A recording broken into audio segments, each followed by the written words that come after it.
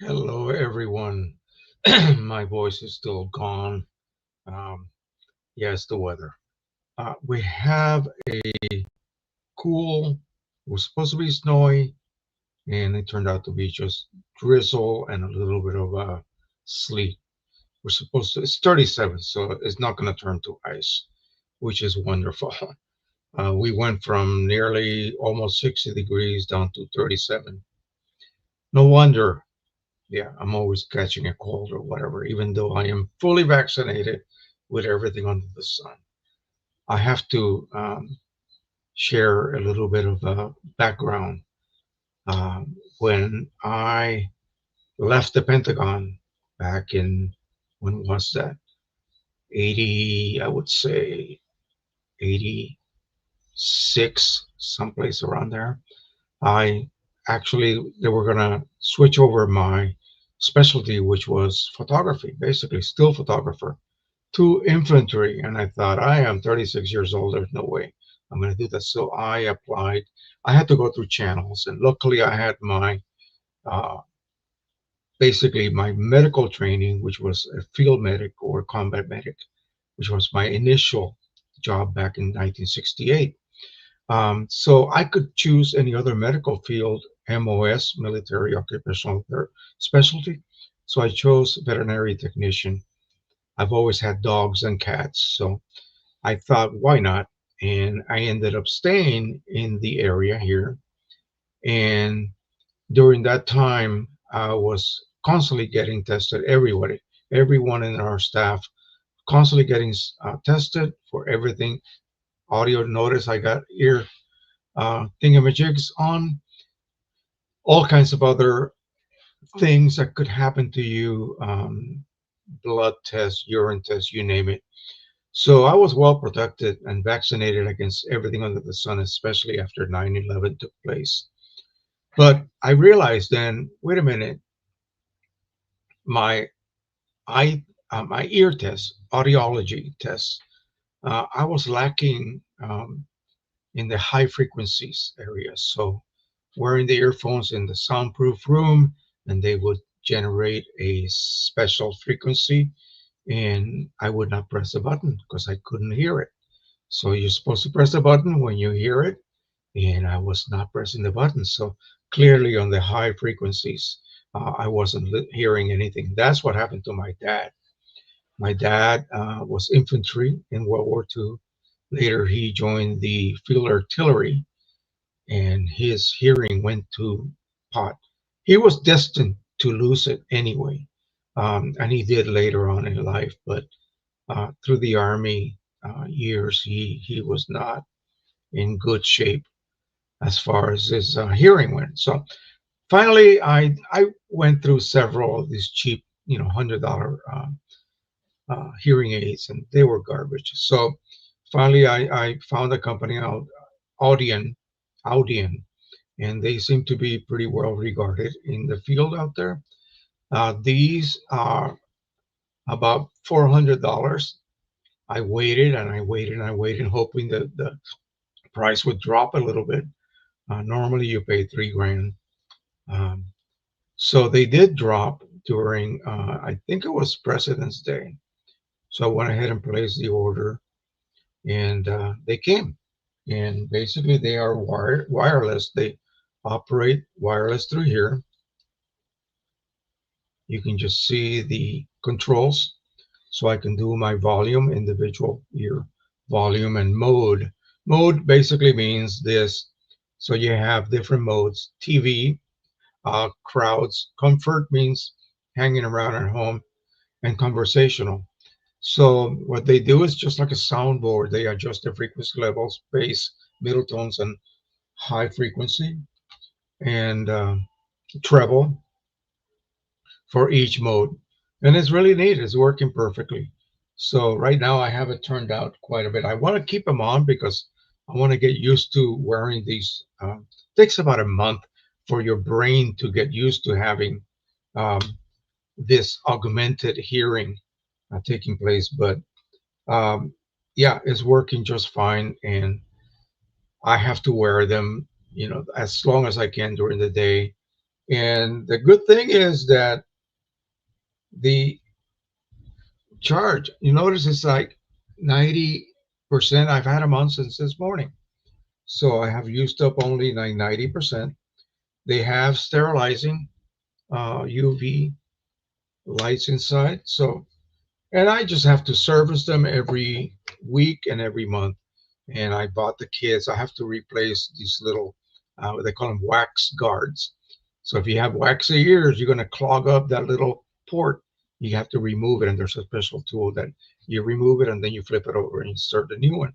So I bought extra for that, for like a whole year, and that'll keep it going. If you don't do that, your hearing aids are going to go bad.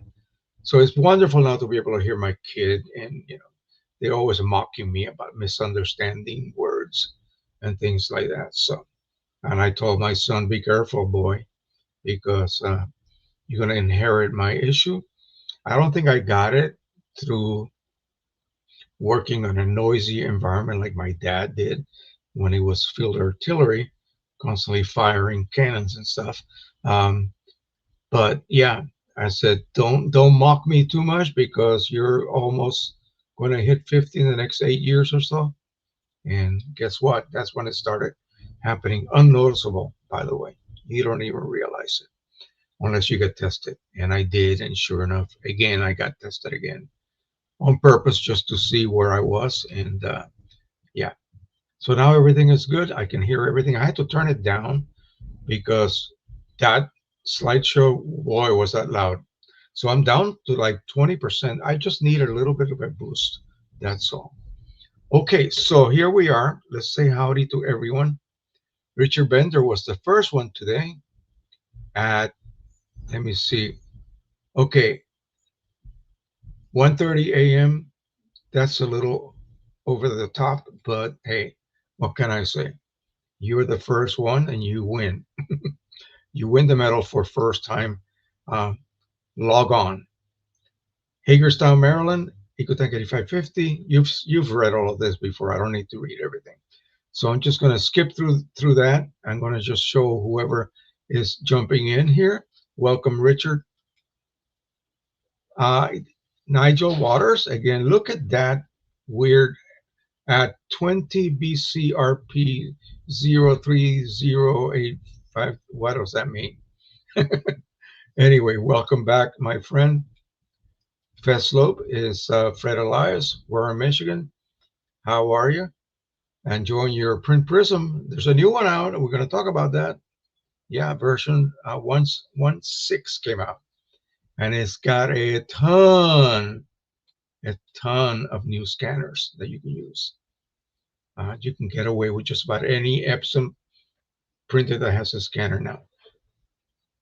He did not add the standalone, like the version P500. There was a reason for that. But anyway, I'm glad that he added so many other ones. Now, there's a difference, and I'll talk about this later. There's a difference between the illumination of a older standalone scanner and the new ones that are found in pretty much all of the all-in-one printers. Okay, there's a reason for that. Captain Donzi is here from Richmond, Virginia. Is it rainy down there? Yeah, it's still, a little bit drizzly up here, but not too bad. I think my grandson was hoping for snow. It was supposed to hit. It was supposed to hit like 3 inches, but I don't think that's going to happen. Pete Grobel is here. Thank you again. I have your papers right next to me. We're going to be doing a few more. I downloaded all of the profiles for the papers that are included for my 8550. Um, I'm just curious to see how the 8550 performs with these papers. It should be beautiful because, yeah, as normally a printer of that caliber is not considered a top of the line photo printer. It just isn't. It can't really compete. If you really scrutinize your results, the Pro 1000, Pro 1100 is much better, of course. But I'm just curious. I always want to give this printer a break, and so far it has not, disappointed me. And I want to test it with these fine papers here. So I got those profiles. We'll go ahead and open up the file and install them. And it came with a PDF so that it gives us the paper choice that we should be using, which basically means that's the paper choice they use when they created those profiles. That should be very interesting. So yeah, no blizzard. Yeah, it missed us. Great. Photo Nikon 780. He is from Alberta, Canada. You can read what he has under his belt, under the hood, if you will. Steve, Germantown. I still got to get a hold of you, my friend. Guess what I found? I found another box with a bunch of OEM R2000 inks, okay, that you can definitely have, okay? So we'll have to hook up. Let's wait until it's a little bit warmer out. I'll give you or you give me a hit on my email, Tool Joe, Tool Joe, 1949, either at Yahoo or Gmail, either one. Just contact me, and maybe in a couple of weeks we'll get together and you can come over and look at the 3800s if you want to take it. You can take both of them if you want to. I'm about to throw them out, and you can't really see. Let me see if I can make room here.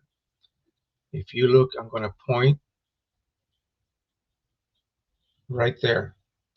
That's the Pro 100 sitting on top of the 1400. The Pro 100, it's gone. It's dead. I have to clean out a lot of stuff that's in front of my other two that are in box, and I just haven't the energy to do it yet. I was feeling super crappy this whole week, so I pretty much laid around. I picked up the boy at school, dropped him off, and came back home. Didn't even have the gumption to spend time with him. But anyway, I have to install the new Pro 100 with the printhead that I attempted to use. Basically, what it is the chip readers on the carriage of the actual printer are just bad. They're shot and constant errors. So even though the printer may be able to still work, if it wasn't for that, it just would not initiate at all. Constant error. The You need ink light coming on all the time. And sometimes it will be on 100%, close the lid, and within seconds, I get the signal. I open the lid, everything moves to the center, and I see some lights are off or blinking or whatever, even though everything is reset to full. All the chips have been reset. Anyway, Harold Davies, La Crosse, Wisconsin. I'm glad he's here. He's got his computer set up. Awesome. Make sure you get the new print prism, my friend. It's really got a lot of additional scanners. So pretty much anything you have from Epson or even Canon, I'll go through that a little bit later and show you exactly what has been added. As he's mentioned some ridiculous number, okay, like over 100. So that's good. So it seems that no matter what kind of all-in-one printer you have, not so much standalone scanners, but printers that have scanners, you can use them. Steve says also, do you recommend leaving your 8550 powered on all the time, or do you turn it off? I leave it on. There's no reason to turn it off. It used to be. Let me go over this one more, a little bit deeper. It used to be that unless you powered off the printer, the print head would not seat and seal itself on the purge unit gasket. Let me show you what that looks like. So if this is your nozzle plate, so the purge unit for this particular print head is shaped that way, rectangular, to fit exactly these dimensions. So when it seals against it, there is a gasket, a soft, like a silicone type gasket. It will seal itself against that, and the printhead, the plate will not, all of those channels will not dry up, and so the printer can stay off meaning not working, and powered off, sealed against that for a week, for 2 weeks, 3 weeks, and then when you turn it back on, it will detach, do its little thing, and allow you to print. Print the nozzle check, and it should be okay. Well, back then you had to turn off your printer. Otherwise, the print head, that nozzle plate, would not seal. It would not sit down. It would stay floating above it while it's going to dry up. So it was a actual, you had to turn it off if you were not going to be printing like every single day. That's not the case any longer. So the minute the printer is idle, the print head seats against that nozzle, the nozzle plate against the purge unit, and it is sealed and good to go. So no need to worry about that anymore. Judy Ann is here. Good afternoon, morning and afternoon from sunny, for a change, Eastern Washington State. All right. Welcome again. Nice to have you back. I call you my other daughter. 7984. This is from the Netherlands. Mild weather that nudges towards spring. You guys are early. So I remember in Belgium, the upper portion of the country was always much nicer weather than the southern. We used to call it liquid sunshine because it was constantly raining, and occasionally when it was sunny, everybody would just go out, go to the parks and enjoy the weather. Um, I remember driving from the Netherlands back down, and the weather changed dramatically once we got like halfway down. From beautiful to cloudy. All right, I think that's all we have. Let me go ahead and get my subject up. So let's go ahead and I was going to look at something first, but I decided maybe I'll do it later. Let me go ahead and post it. Everybody asks about the standard image and what is it about? What is all that representing, in other words? And so let me see, where did I find that? I had it on my list of saved pages here.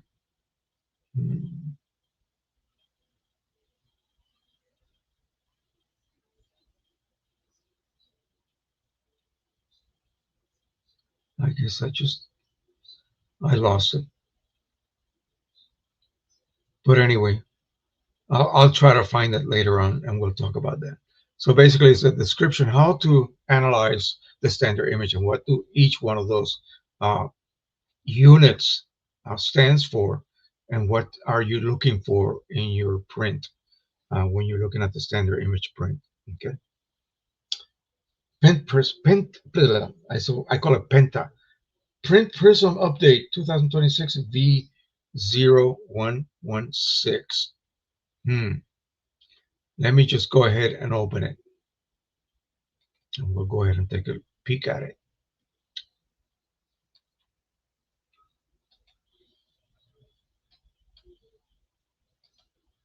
Okay, so here it is. Looks the same as before, except when you go here, scanners used, you see a lot more. And basically, these are just now simply categorized. So G3's whatever number, 3 digits after that series. So any printer that has a scanner that has a G3 whatever is covered. You just simply choose that. G6, that would be the G620, for instance, the G600, or G5, no, yeah, I think that's 6, and then 3 digits. So a bunch of printers there. This is a standalone. The Canon LIDE 300 scanner. Then you have Epson EcoTanks 28 blah blah series, 85 blah blah series, and then the L series. So basically, apparently, all of the scanners that this bunch of printers use are basically identical. Epson, let me see, Epson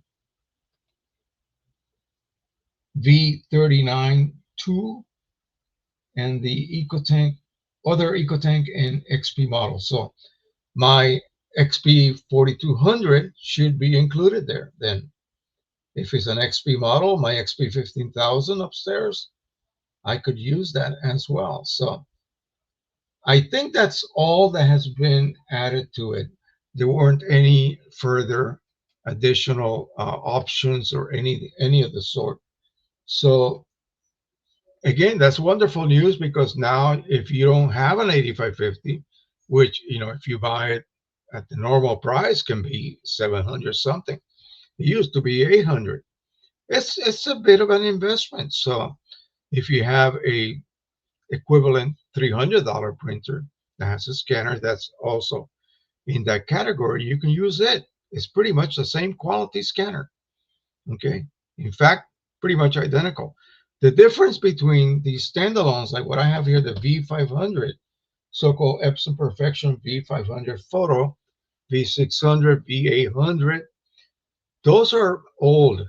Those scanners are old, and they use incandescent lights for the reading sensor. Okay. So I think the new ones use an LED light source. So it's more efficient, more predictable. These can maybe, drift during time. After so many years, I've had this forever. It was only under $200 when I got it originally. And so I believe that is the reason that he has not even bothered with these types of scanners. So great news. And I told him that I was going to use it today, but I thought, because I misread something, I looked in the wrong category and just basically saw my available scanners. And I went, oh, wow, I can use my V500. No, you cannot. Those are the scanners that you have available on the upper choice. Other that other little tab. Let me show you what I mean, so you don't get confused like I did. So here, these are the scanners that I have. You see that? So these are my online printers. I mean, on Wi-Fi. This is ViewScan. So this is the software that Canon utilizes, say for my V500, if I want to directly scan with it. And here it is right there, Perfection V500, G600, and the 83. That's a Canon printer that I no longer have. Um, I don't know. I think maybe my driver is still available and that's why it is seen it. So don't make that mistake. Come down here to scanners used. And this is where the actual scanners that the software now supports. Okay. So again, and these are like categories that contain multiple scanners. So that's good to know. All right. So I need to set up my new Pro 100. So you saw, let me notice empty space here now.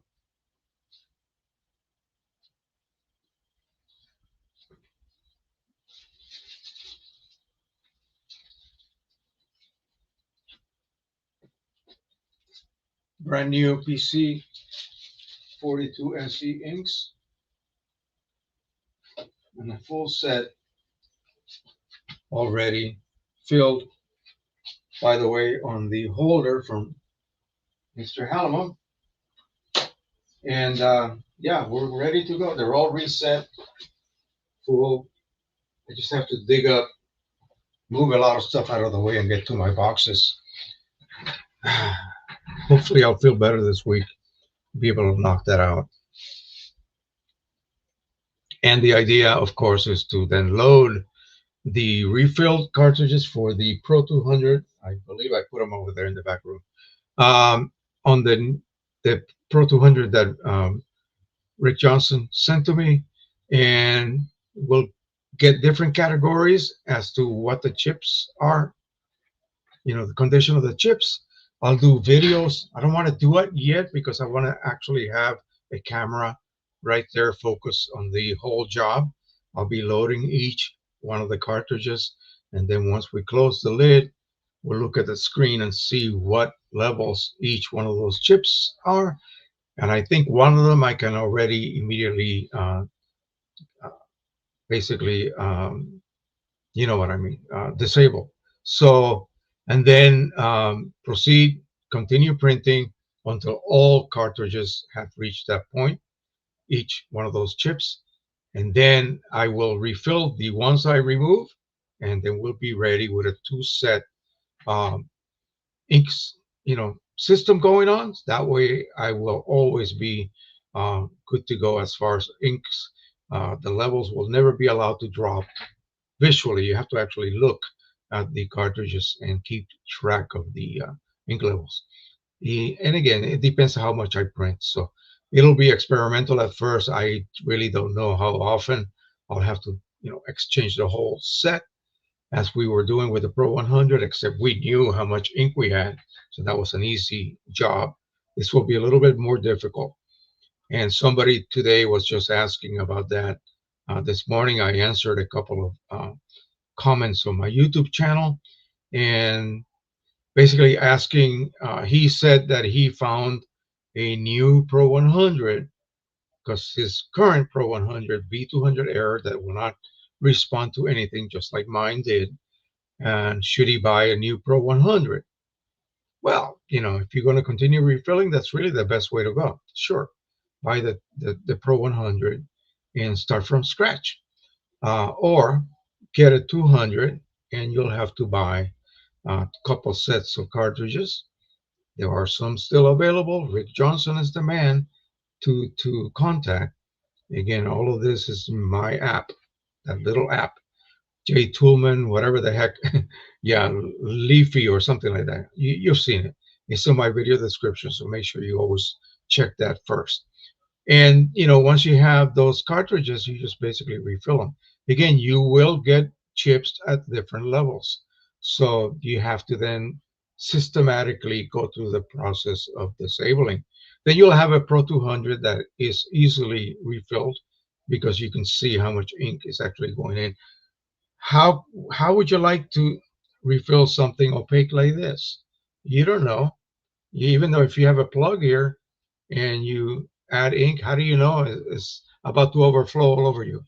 You see what I mean? So you need to have the transparent cartridges. And lucky Lucky for me, although I think it was a really dirty trick by Canon to, switch over to an opaque cartridge and not really switch much of anything except for the chips. And I think there's no prism on these cartridges anymore.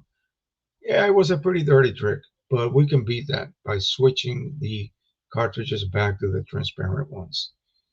They snap on and fit perfectly, just like the Pro 200 opaque ones do. So I think that's about as much as they could do to attempt to prevent us from refilling.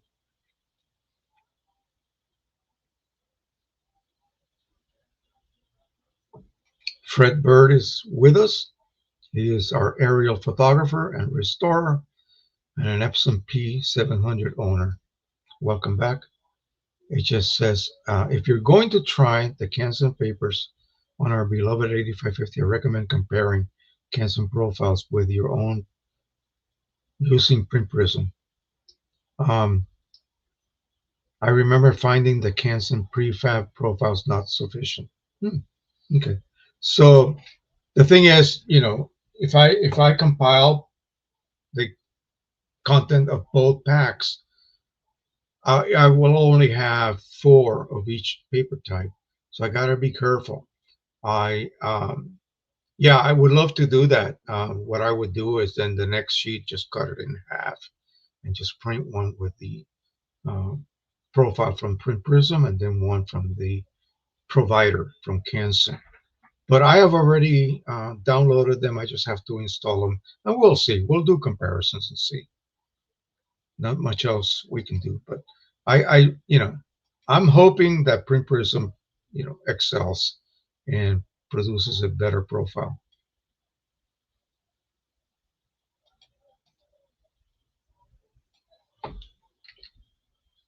This is almost a daily thing, and I'm sure you guys do not experience this.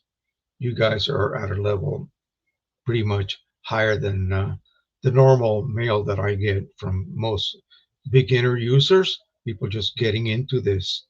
Um, they are happy with what they're getting. They really don't know what the level of quality may be because maybe they haven't mastered color management yet. So whatever they're getting, they're satisfied with it. It nearly matches my screen. That's good enough. And then something happens, something odd starts to show up in your prints, and you wonder what the heck is going on. Well, don't start doing like cleaning cycles immediately. And I get this every single time, and I'm going, why are you wasting so much ink? Where maybe it's totally unnecessary to do that. You have to find out the reason. Now, it's not like you can open up a tab that says diagnostic tools. No, you have to know what you do first. And what is the best tool? The nozzle check. And I get almost upset when I see a question and then like there'll be 15 replies from 15 different people talking about all kinds of unrelated reasons why this person is experiencing whatever the problem is. And I just say, in capital letters, where is your nozzle check? And then they finally show the nozzle check, and I go, okay, this is what's happening. And it's not because I have much more experience. No, it's just because when you look at the nozzle check, you will know anything missing. That's the reason. That is the reason, especially if it's a visual change to the results you're getting. Um, Quite often we see that we go from a sky that was cyan. Skies are not blue, they're cyan. A sky that was a nice beautiful cyan color all of a sudden turns magenta. Well, what could possibly have caused that? What is missing? Because the sky may be being created by dots of cyan ink, magenta ink, and even a tiny little bit of yellow. It depends on the density of the sky. You need all the colors, by the way. So if it turning magenta and you're using magenta and cyan, and when you do that, you get a nice cyan and changing to blue and maybe a little purple on the horizon, something must be happening. And you look at the nozzle check and you go, oh, wow, my cyan is not fully printing. That's why the magenta is overpowering the results of that sky, giving you a magenta-ish looking sky. So look at that nozzle check. Don't spend hours wasting ink and doing, you know, cleaning cycles and heavy cleaning cycles and this and that. No, no. And don't even do a head alignment. What does a head alignment have to do with a change in color balance? Nothing. Head alignment controls banding. Okay. And I know this is just people just don't know that.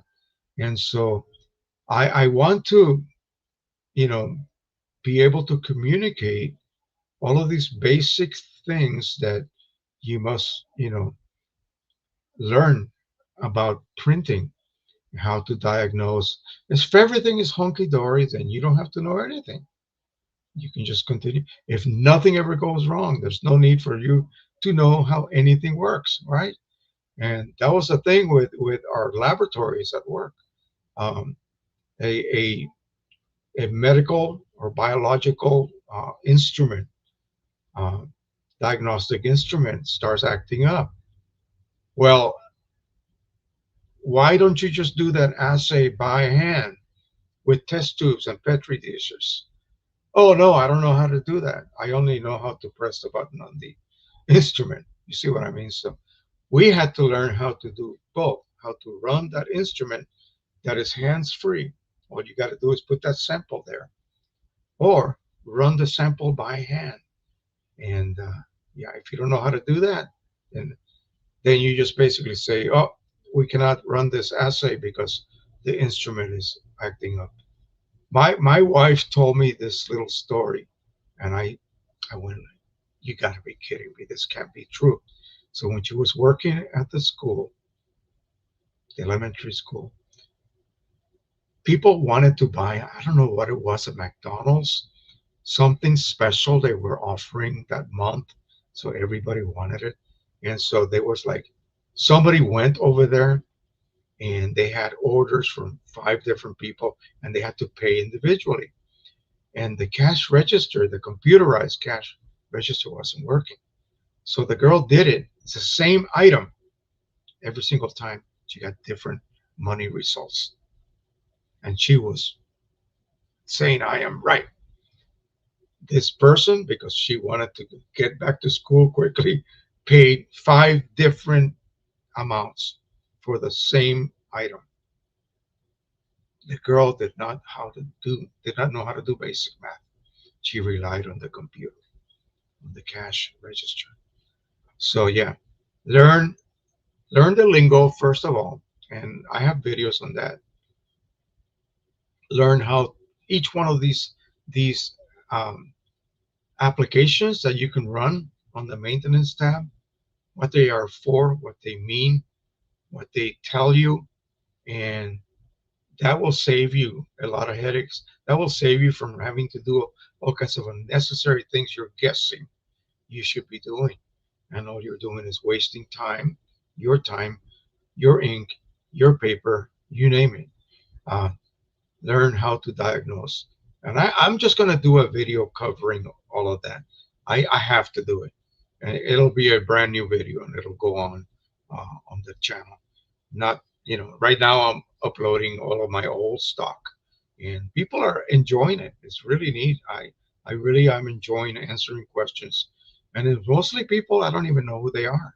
They're brand new viewers. So that is awesome. I feel really good about that.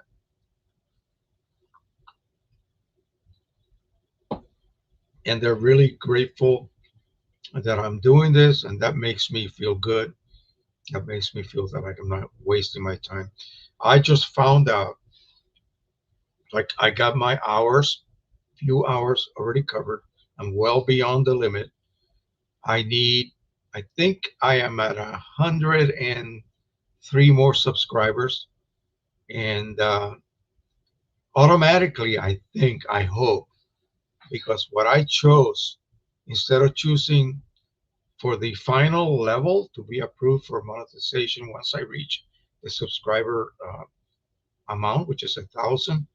Um, if I do that, if I try to use my face again or my ID card, they're gonna see that I was the same guy in the old channel that got hacked, and they think I did something bad. So I decided to just tell them to use my history I'm building up to show that I am good, that I'm a good guy. And so they said that it's going to take, it has to be built for 2 months from the date they allow me to choose that mode, because I was locked until like February 6th. So I think by April the 6th, maybe April the 7th, I will get automatically upgraded. And once I do that, then it's just a matter of getting the last 100, 2 or 3 subscribers, which is, I hope happens in the next month or so. So I should be able to get monetized and begin to earn a little bit of money through the channel. And that's going to make me possible to buy my own stuff. Um, and yeah, there's a lot of things out there I want to test, and it's just a matter. Everything is money. Everything is based on money. So I have to make sure that I behave and not try to, if I try to qualify again using those other 2 modes, they're gonna they're gonna block me for another 2 months. That's the way they work. Okay, so I'm just gonna let everything take its course, and by the next month or so. Right now it's almost, what is it, 22nd. So the 6th of March, I'll have one more month after the 6th, and hopefully that will. It says that pretty much automatically you will be upgraded. So I hope. Anyway, let's see who we have here. Oh, Henry Stoffel, yeah, Overcast, Medford, Massachusetts. Okay. Well, yeah, same thing here. I don't know what the weather's going to be like tomorrow. Right now it's light rain, snow, but it's 37 degrees, so it's not going to be any kind of ice or snow. All of our stuff is finally melting. I can actually see the road again, and all of the curbs are clean. There's only little remnants of super dirty, dirty snow containing all kinds of organic matter. It's amazing. I wonder how many plows broke during this last week or so. Jeez. Anyway, okay. So, yeah, fading. And I think I discussed that last week, maybe. Oh, gosh. So, another individual. This is for you guys too. So, they use the Pro 100 PCSE Inks Signature Edition, what I just showed you earlier. My prints are turning yellow. I showed you a bunch of prints the other day that are like years old, and they're not turning yellow. Either I live in the most perfect environment for prints, or you don't, that person. Um, if they're turning yellow, let's just say magenta, cyan, yellow, right, and black. So these 3 inks together, equal amounts, create a medium gray.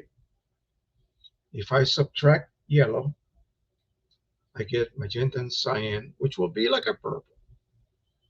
If I subtract magenta, it'll be yellow and cyan, which means green. If I subtract both of these, yellow and magenta, I mean cyan and magenta, I only have yellow. So somehow, whatever was using cyan and magenta maybe faded a little bit. And of course, what's overpowering that print now? The yellow layer of dots. So that's why it's looking slightly yellowish. You lost some magenta and cyan. But how? How did it lose that? I cannot think of any condition, and I'm telling you, I don't have my prints upstairs. My house is aimed at a weird angle. It's aimed south, but I usually close that blind because the sun It's blinding. My wife cannot do her work and her puzzles. She likes to do puzzles, and it hits her right in the face. So I close the blind. So the other side is north. We don't get any sunlight from the north side, only from the south. Um, my daughter's house, gigantic house, windows everywhere. Nothing that I have given her and I have provided her, that whole family, with a lot of prints from the day Nathan was born till recent, and none of them have faded. Am I using magical inks? Am I lying and using OEM inks? Well, in some cases, I almost am using OEM inks. For example, the Pro 1000, the P800, P800, I'm using OEM inks. But I have a lot of Pro 100 inks, prints that I have given them as well, and none of them have faded. So what did I possibly do? Well, I may have sprayed some of them, and simply with, this is not even this is not even the right stuff, but you know what I mean. A clear spray, such as you can buy. I think this is conservation. This is for drawings, and I have the actual inkjet preservation sprays in the other room. I use Canson, no, I Moab Desert Varnish and Hanamiel Print Protection, protecting spray. So those two are made for inkjet printing. They don't change the look of the surface or anything, and they will seal it against gases. So you're dealing with dye inks that may not be the best, absolute most expensive quality inks out there. Otherwise, you wouldn't be using third-party inks for the much lower cost. If they cost the same as OEM, why would you go that route? Just stick with OEM. Um, Again, OEM, they, according to them, they have access to the best raw products out there when it comes to the dyes that they're using. Third party cannot afford to do that because then you would not buy their inks. It's too damn expensive. So why should I go that route? So yeah, be aware that just for a few um, little bit of extra effort, you can pretty much nullify the effects of ozone. Now, of course, if you have a solarium and you're putting your prints there, they're going to fade. Even though has a tendency to block a lot of UV light, there's still UV glass. And for example, this printer behind me, the 8550, they already did a test on that. And on certain good papers that are not resin coated with OVAs, like rag type art papers, printed on that and mounted, framed under UV glass, they don't even know how many years it will last without it even fading a tiny bit. They ran out. They just, they don't even tell you. But basically, for most basic storage or display conditions, 20 years, even on regular common Epson papers. So it's a good printer. It's OEM inks. They're good quality inks. Very prone to, not prone to fading like early um, third-party inks were back in the day, say 10, 15 years ago. They were horrible. But not today. I don't understand why this person is having issues. If I was having issues, then I would highly consider using a printer with OEM inks only, or a printer that I can refill with inks from large cartridges that I can then, such as these right here.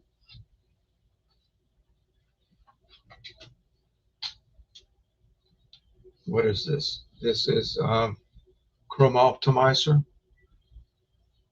This is about $300 retail, $399, but you can get it for half that on eBay. You may be getting close to expiration. It's still fine, folks. It's like the don't eat before, It's fine. So you can use that and then utilize that ink to refill your cartridges, and it'll be a third of the original price, and you're still printing with OEM. So there's a bunch of ways to, mitigate the cost of inks and still claim that you're printing with OEM. But for things like, for example, PCSE 42 SE inks per 100 or 200, spray your prints. And if you don't want to spray a glossy print, just mount it under a frame. A $6 frame from Michaels will protect that print. Believe me, it will. And don't mount it next to a bright, inside a solarium with nothing but windows all the way around. Why? Why would you do that? So, if you are printing on a texture paper that is not glossy, then you can easily spray it. It will not affect the look, and that will protect the spray it front and back, unless it's an RC paper. It's an art paper that is not coated. In other words, the paper base can still allow gas to enter through the rear. Just apply a coat of spray on the back and a coat of spray in the front. Frame it on the glass. It will outlive you. I'm telling you. I am witness to that. Okay. Um, I often laugh about whether my kids will want any of my hundreds of prints that I have made.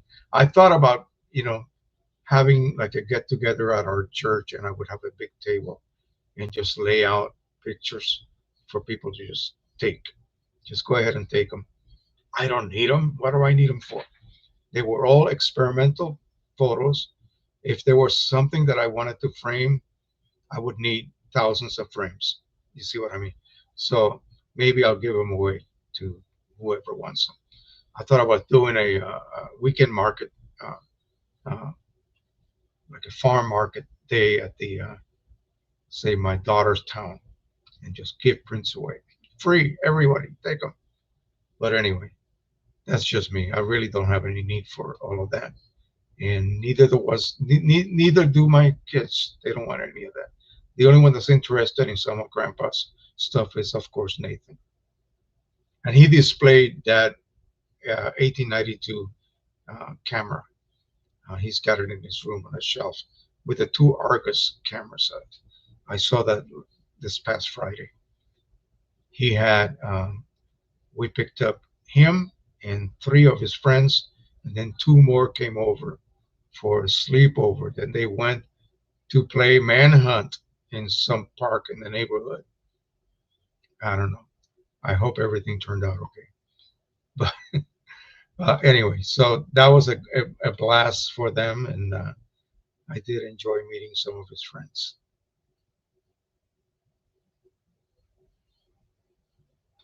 Here's Emmanuel from Normandy, EcoTank 8550 as usual. Hello and welcome back. All right, so I'm going to show you what I did, and I'm going to show you the most horrible thing I've ever seen. So remember, let me go back here and get this.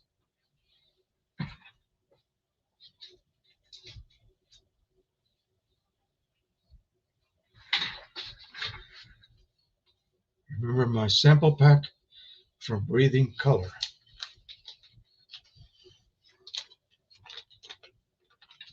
So there were about 3 different kinds of canvas. But for some reason, I just looked through here and I only have I may have used some of them for other tests, not on video or anything like that.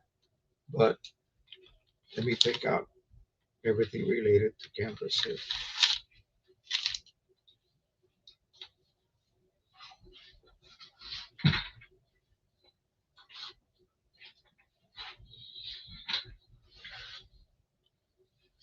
So we have this matte canvas, very nice weight, and it is called Live, Live.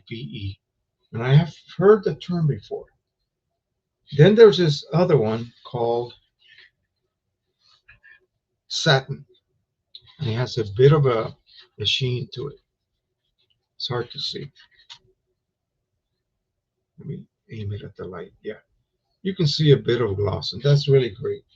Now, what do you do with most paintings, even real paintings? They are varnished after the painting has dried, and the varnish protects it against UV.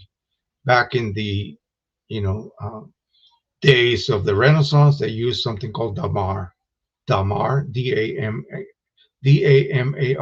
varnish, but it had an issue of turning yellowish after 100 years or whatever, and so they stopped using it now. They don't use that any longer. So we have this one here called Chromata White, and I don't really see much difference on it, but it might be a white that's very, very bright. Let me look at the other non-shiny white. So this is the one called Live.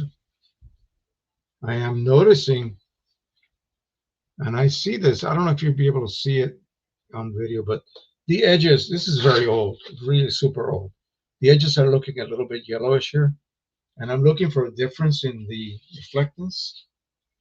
This is a coarser canvas than this one. That's a finer thread count, and this looks a lot whiter. So here's another one. This is called Chromata White, which is the same as the other one. I like this one. It's very flexible. So let me get the other Chromata White. I think I had a third one here, maybe.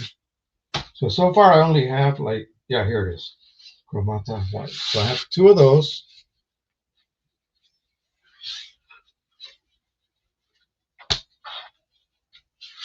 Here we go. Two of those Chromata White, one satin and one live. And then we have these, which I thought, wow, this will be really, really cool for making my miniature oil paintings. And this is called Silverata. Okay, and look at the gleam. Look at that. Hang on one second. Okay. So yeah, I thought this will be fantastic. And I have one. I have gloss, a little bit less shiny.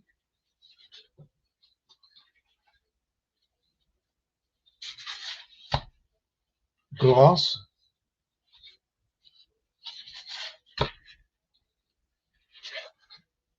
Crystalline satin. That looks really good. Crystalline gloss. So all kinds of different types. So I tried this one, this really super glossy one called Silverata. And I attempted to print a chart, a profile chart from Print Prism. And I sent it. I started doing some work here. And then I decided to look back. And this is what I got. This is what the 8550 produced. Isn't that amazing? So I got to go back and I got to check to see what inks they recommend for this particular brand, this particular type of paper, of canvas. I mean, even the back got messed up. I threw it away, but then I thought, let me show you guys what this looks like, because this is what it's supposed to look like. I made one for the satin.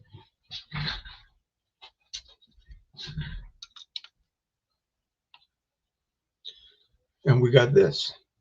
Perfect. So I don't know what's going on.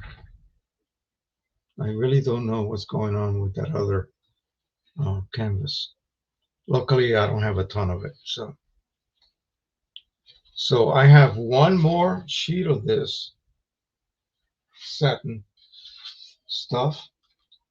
This I'm going to try on the Pro 1000 with pigment inks, see if it does a better job. Um, Really, there's no point because I only have one sheet of this. So, no point in creating, say, a profile chart for it. And then, yeah, everything is turning a little bit yellowish on the edges. So again, it really wouldn't pay to even attempt to make these are already still good. The ones that are not glossy are still fairly good. Anyway, weird, very weird. So I got to go back and explore this at their site and see if there's a problem with the inks on the 8550 reacting to the surface in a bad way, like this has. This is this is great. That other one is horrific. It's like it was just spreading, like the dots were spreading. Look at the edges where it should look like this. See that edge with the little cut mark? No, it doesn't look like that. It's spreading all over the place. And I can still feel it. It's like this melted a little bit, like this coating. I don't even know. Yeah, this is slippery. It's like some sort of, oh, look at that. Smudging. It's like some sort of coating that's like a what do they call that? The swellable surface. It's like made out of gelatin. The type of surface that takes forever to dry. Some of those weird papers. So I'm gonna gently put this in the trash here, and then we'll proceed with scanning this. But I got to go ahead and trim it first. And I hope I can trim this. Um, Maybe I'll do it by hand because this is canvas and my cutter doesn't really do a good job on that. So I'm just gonna go ahead. I'm just gonna work inside that cut line. Yeah, this is a little bit difficult. But as long as I have that black border, it will be able to find the corners. And that's what then locates every one of the little square patches. And once it selects those, then I can identify them. It knows what the values should be. And then a comparison with the values the printer produced. And that's how it makes its correction. And of course, a you need a scanner that has been calibrated. Whatever it is that my Cheney does, that's the way it allows that scanner to be able to accurately find out what the changes, if any, are. When you print it, it is this, but it was supposed to be that. And so now I have to correct it this way. That's simply what's happening when you do a profile chart.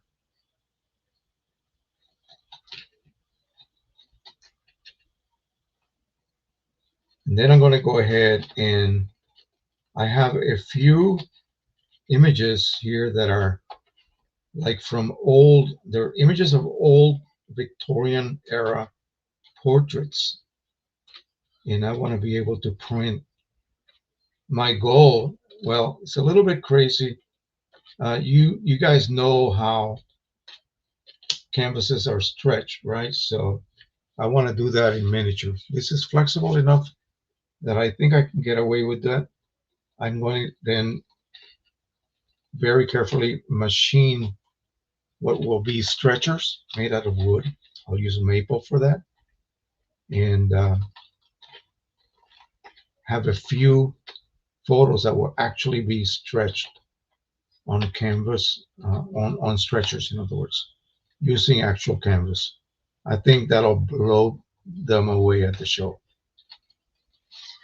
because most of the time, yeah, I could print this and I can just put a solid backing behind each one of these images, but that's not, that's not what an artist will do. Of course, you can buy canvas board and paint on that. I used to do that.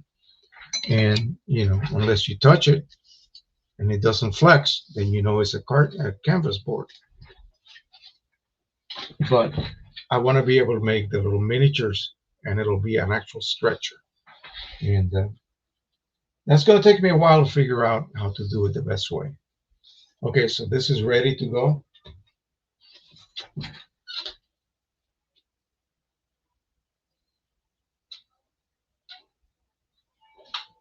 It's relatively straight. Let me open up Print Prism and we'll proceed. Wish me luck. Wait a second. HC says, when I just had my 8550, I had an ink mess like that because I printed on a non-coded side of RCB. Well, this is the coded side. Trust me.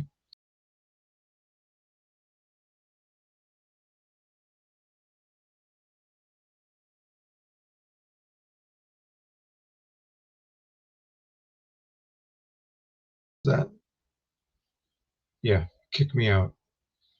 All right, let's go ahead and open up Print Prism. We'll perform our scan.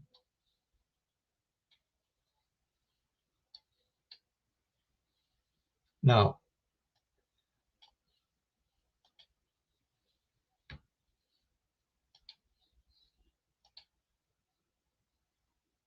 I have to share my screen again. What a pain. Here we go. All right, we're good to go. Let me see what's the best way to do this. Yeah, that's okay. All right, so what is this called? That was satin. I think last night I already did I already put my breathing color canvas satin on there. And we have the 8550 chosen. Scan now.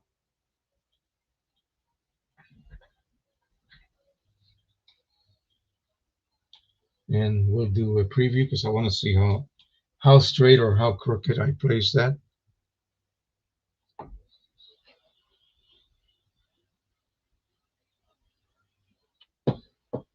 All right, that's not bad.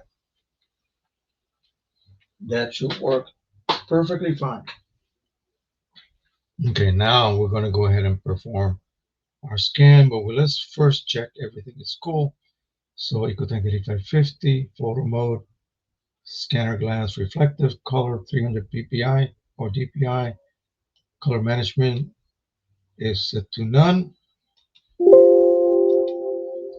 and thumbnail colors, no, we don't want that little thumbnail checked, so we uncheck it. If it's already checked, uncheck it, please. And now scan.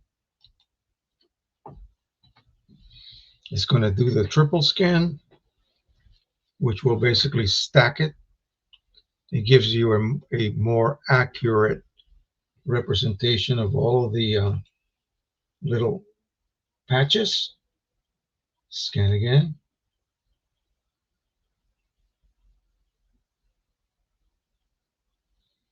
And the last update, Mike made it extremely easy to do this. You just follow 1, 2, 3, 4, and then you're done pretty much.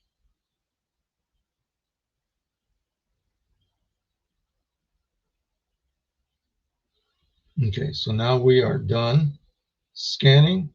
It's going to now ask to put the the name. So this is where I always mess up because did I already save it? No, I did not. So I'm just gonna handwrite it 8550 EcoTank.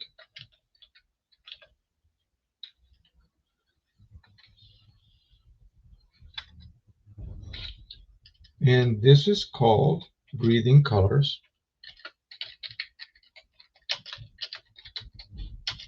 in Canvas Satin. And this stuff, you could possibly varnish it if you want to give it a different, um, but Breathing Color was known for their varnishes, their canvas varnish type products. So I already transferred it, so it's good to go. So I am done with that. I can move it over here, and we're going to detect those corners and see if it does it magically. Unable to automatically find corners. Okay, no problem. So we're going to go ahead and do it manually. We're going to click in the corner here, a little marker, and bring it down to this corner. I almost prefer to do this manually. That right there. Okay, so now we're going to just drag up and do the same thing with this other corner here. Whoop, sorry about that.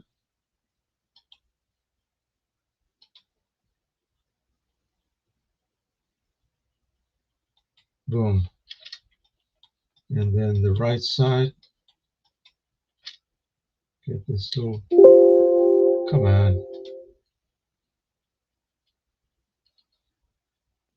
Could not acquire the scan. Wait a minute. Please use Epson scan to, what? Of course it acquired the scan. It wouldn't be here if it had not.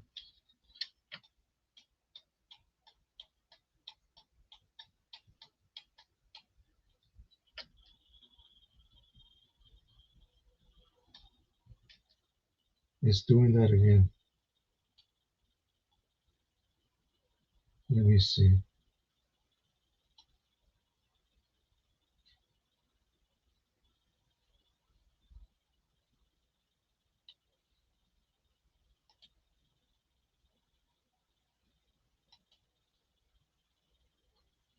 I just did it anyway, and it's going to locate the corners. So I don't know what that was about. Maybe Mike can explain to me what may have gone wrong. But never mind. I got everything scanned. I mean, selected. You can see all of the patches have the little selection square in the middle. And so each one of those little squares should be able to be identified and analyzed to determine what the errors, if any, would be. So now, okay, this is getting crazy here. We're going to go ahead and create a profile. Yeah, I haven't tried anything yet on this new update, so I don't know what's going on right there. Mike, if Mike is here, maybe he can jump in. But we'll do the profiling, and then I'll go ahead and load. Definitely not the Silverado. I'm going to save that for the Pro 1000 and see if it's just something to do with the ink. So let's go ahead and find my satin, gloss, crystalline, crystalline satin. And crystalline satin is thicker. It's much thicker. So I would, basically go through this pack and just pick something that suits me and only buy that. Did I not have another? Oh boy. Maybe I don't have another satin. Oh, geez. That's terrible. Yeah, I think that's the case here. Shoot, I actually ran. Oh, here we go. Oh, here it is. My last satin. All the other ones are different types, and I don't, technically, this profile would not be compatible with some other surface paper. I'm going to curl the little corners down a tiny bit,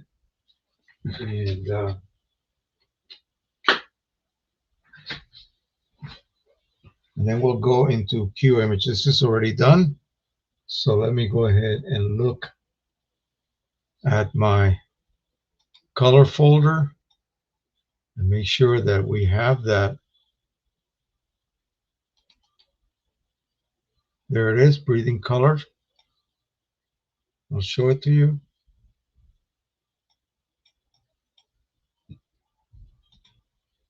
right on top.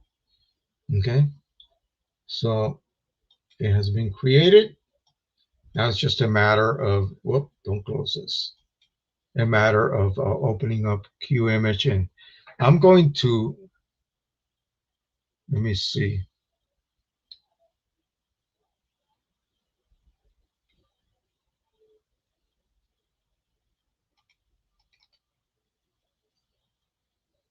These are my photos that I want attempt to print. Um, this one here is nice. This one, these are nice. I already have the fake frame around them. Um, these are actual portraits without frames. Maybe I would try one of these, but simply put, I would just make 2x3 templates, and that will give me a 2 foot by 3 foot portrait. That'll be easier for me to then create multiples um, stretcher frames. And if this works out, I got until October, so I can then, maybe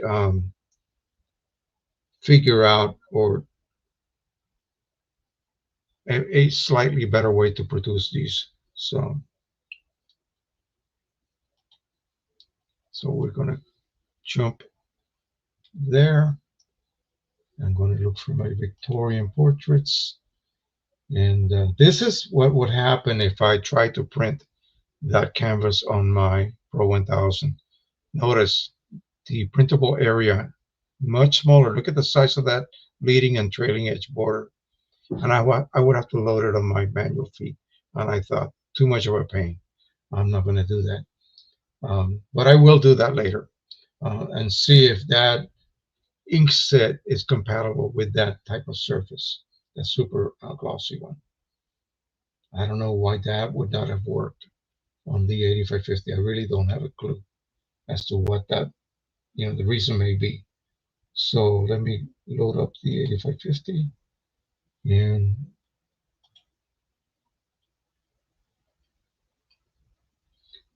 oh, I use presentation paper matte to create the profile, by the way.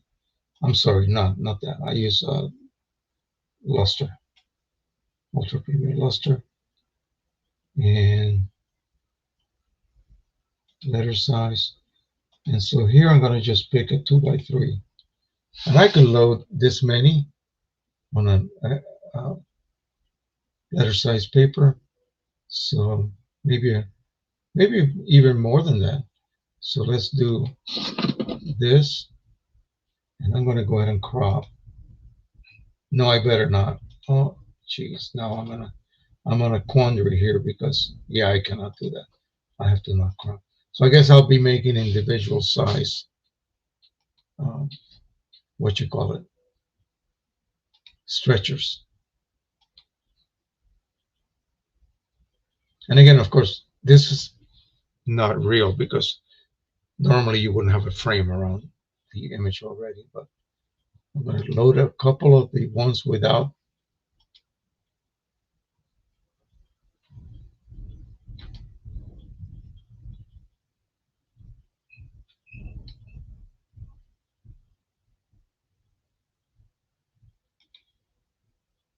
I just want to see what kind of results I get.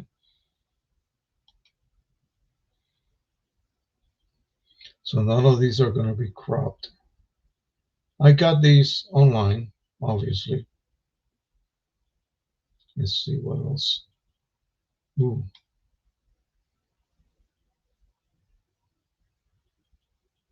what else can I fit? I think I got pretty much all of them. How many did I have? 1, 2, 3, 4, 5, 6, 7, 8, 9, 10. 1, 2, 3, 4, 5, 6, 7, 8, 9, 10. Yeah, that's it. So there'll be a little bit of canvas being wasted. So no problem. So what I would do is make the stretchers a little bit smaller so that I can then fold around the edges. You'll see the results. It'll look like an actual stretcher. Um, Hopefully I'll have one done by next week. I'm going to go ahead and adjust a couple of these. This one's going to need a little bit more enhancement, maybe a wee bit more color. So we'll just add 25 saturation, maybe more, 50. Yeah, that's much better. Some sharpening.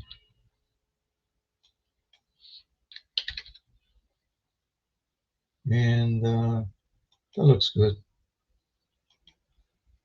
Let's see what else. Maybe this one as well. And the other one. So we'll just go ahead and add 50 right off the bat. Maybe more than that. I want a little bit more color, maybe 80. Yeah, that's good. Yeah, that looks good. And then we'll adjust the exposure. Much better. And sharpening.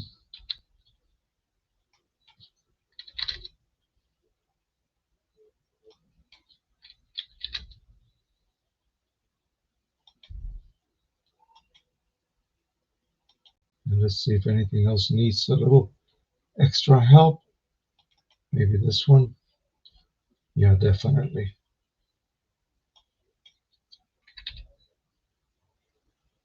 That's that's much better. Exposure. Oh yeah. What a difference.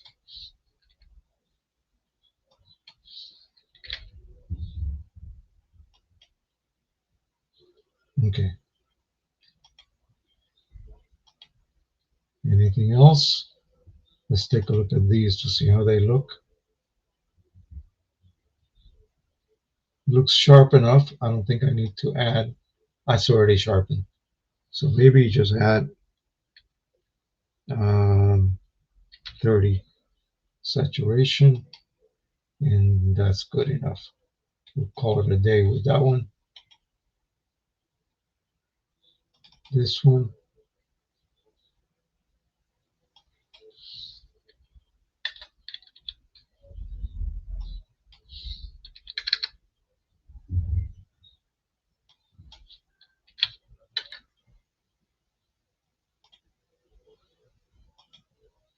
I don't think it needs any other adjustment.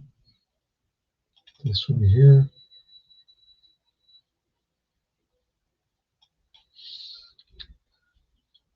I had not done any of this, only a couple of them earlier. So I think color-wise, that's good enough at that point. There you go. That's a little bit more, a little bit of an enhancement there. And done. Now this sepia looking, it looks like a daguerreotype, but who knows? And those can be done on aluminum because they were actually done on a metal, a piece of metal back in the day.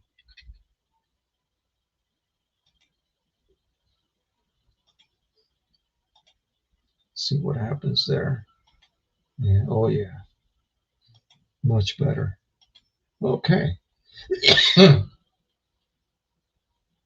we do this guy? Yeah, we did. Okay.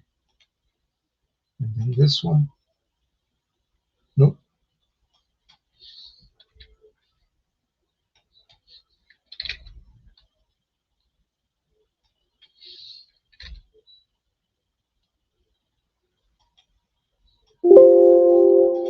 This one has a, oh, that has a watermark on it.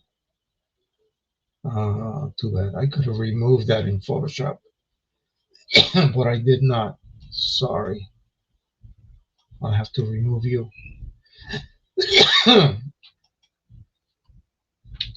Okay, now I have some of my paintings here. Let me see.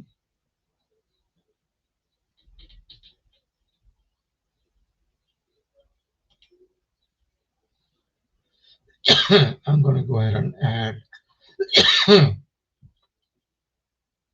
this one here.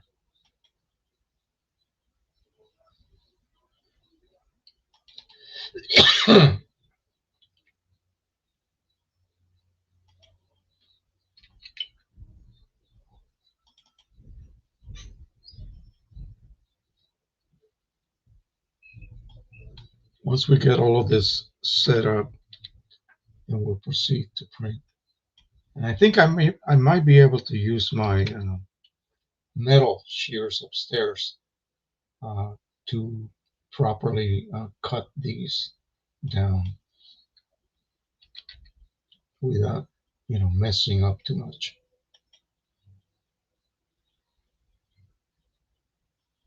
I just want to be able to use up as much of since I only have one, as much of this material as possible. Okay, what else do I have here? Hey, what happened?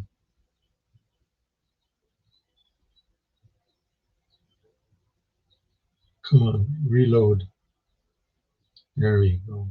Oh, what the heck? Okay, here we go. Okay, let's see what else we can print.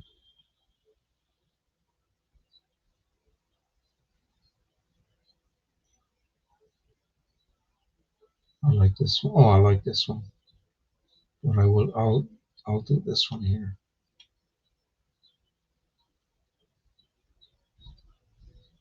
What else? And this one. And that's good. Okay, I'll leave those alone. I'm not gonna mess with them too much. And we'll just go ahead and print. And for this, I'm gonna use the newest profile that we just made. So this is gonna be the luster because the canvas is a little shiny. That's what I use to print it, print the chart with. So I'm going to suggest or browse, and I'm just going to simply click on the date. It'll be the bottommost one right there, bleeding color, and okay, print, okay.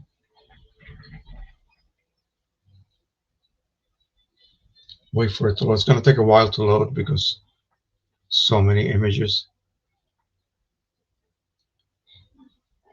Mm.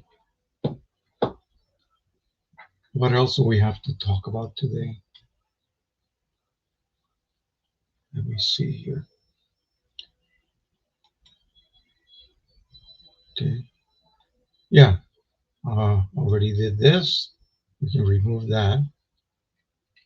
I have a couple of images from Richard Bender that I'm going to sublimate. So we already did this.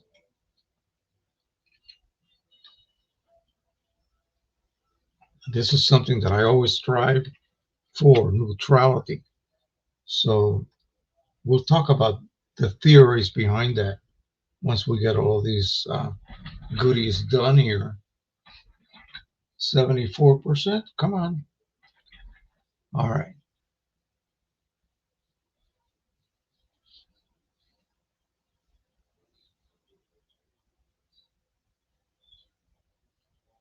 You're going to stay there forever? Come on, load. Let's go.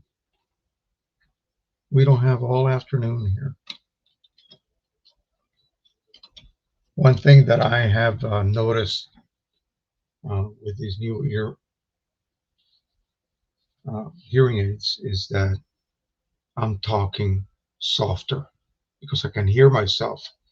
And people have always been accusing me of talking too loud, like I am commanding my platoon in the army, you know. And so now I can bring my voice down to a normal level.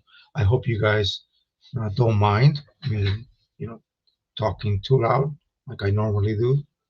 And that's possibly because I just can't hear myself. So now I can. So, all right, 91%, 92. Come on, let's go. Let's go quickly. Uh, Too slow, folks, too slow.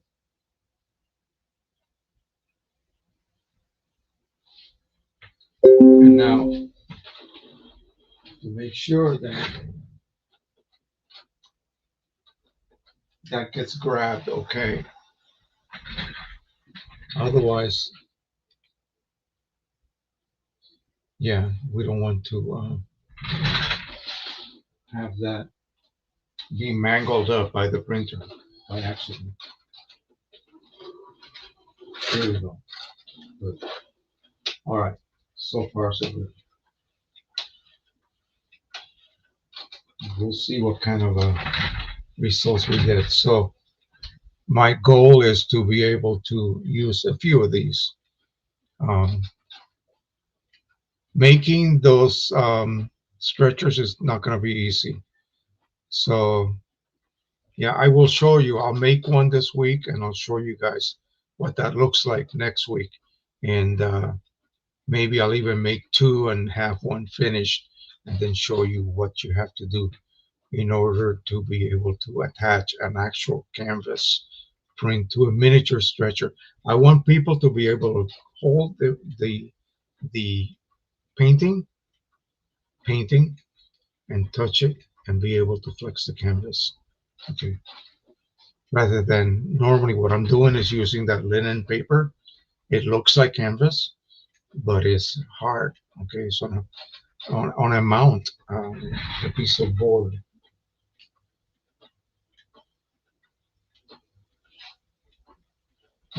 Once it starts to emerge, I'll be able to tell. I'm going to go ahead and save this job. I'll show you how to do that. So say I want to repeat this. So simply put, you just go. It'll actually be in your log anyway. And as long as these images don't get misplaced someplace else, you'll be able to recall that whole job. So click on that Save tab.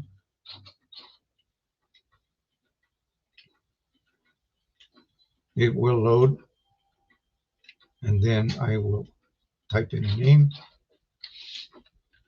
portrait or mini canvas portrait job, and then save and save as a job.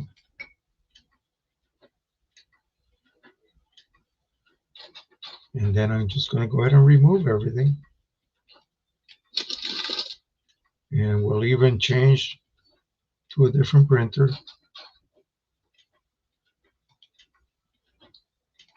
Say the Pro 1000. And I'll set up some other paper size. Okay. Maybe, let's see. Notice the margin, 25 millimeters. Crazy, isn't it? So 17 by 22. And that's it. Okay, so now we're going to recall that job. Oh, that's done. I'm going to show you a little bit later. Let me show you the magic here. So we're going to recall the job. I'm going to go to that folder. And it should be on top. Mini canvas portrait job. Notice here is flashing the images that were used. Open.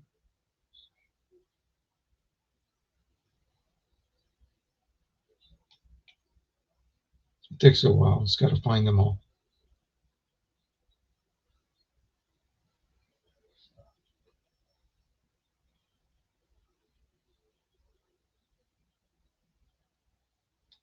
Come on.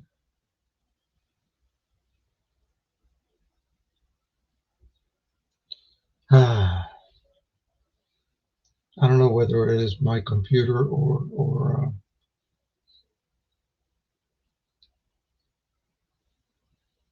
I don't think it is QMH because this has always worked. Try that again.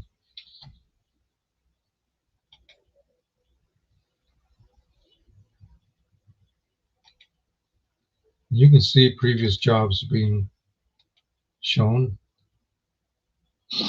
There we go. And there it is. Complete recall, same images, same layout, same position, all the adjustments that were used. The 8550, ultra premium paper luster, the profile, everything is recalled. So that's a wonderful thing to have available, especially if you do a lot of different types of jobs that utilize multiples of images. Say even if I just do a single and I print it on two different printers, I can save each one of those jobs individually and be able to recall it months later, a year later.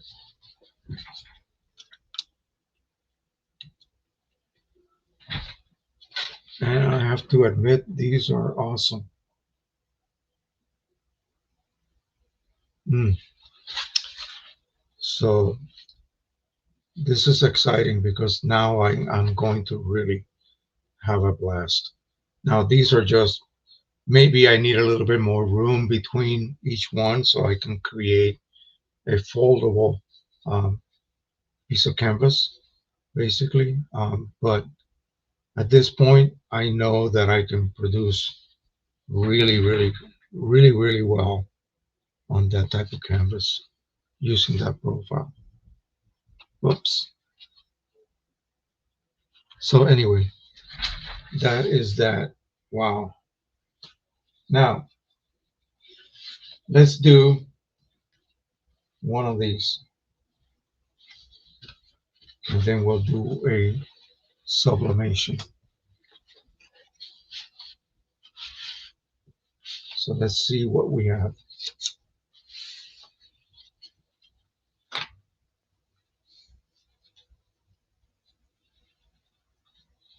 Jensen Infinity.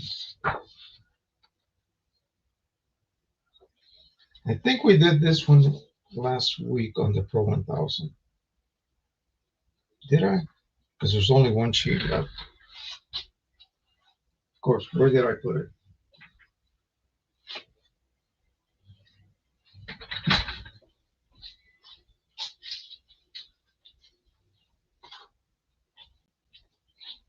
Regardless.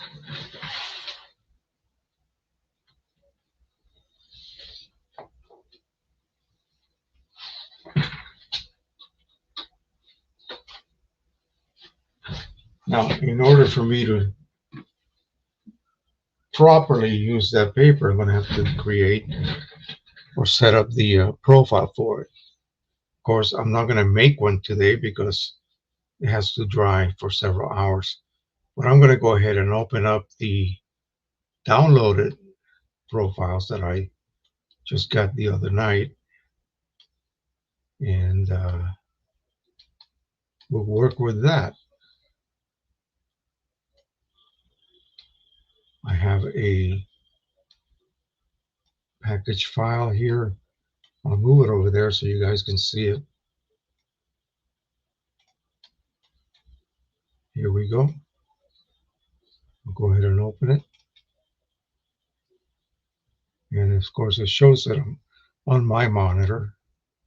I'll show you what it is. Okay, so here's the PDF, and here are the profiles. These are the ones that I chose, and they represent each one of those papers that is enclosed in the sample packs. So let me go ahead, open that.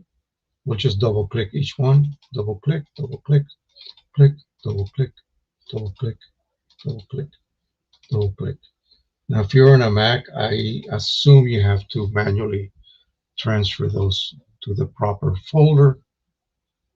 Um, oh, I must have had an update here.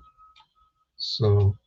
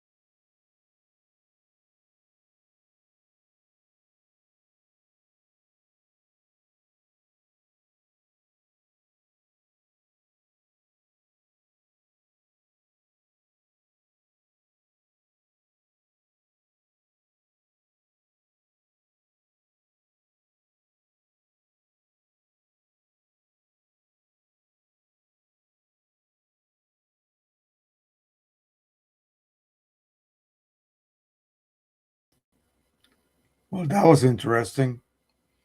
I didn't notice that it was going to restart my computer, which it did. Here I am back. I hope everyone can see me. Let's go ahead and share the screen again. I guess the software must have gotten automatically updated, and that requires a boot. And I did not see that until now. Yay. Okay, so here we are. You guys can all see me, right?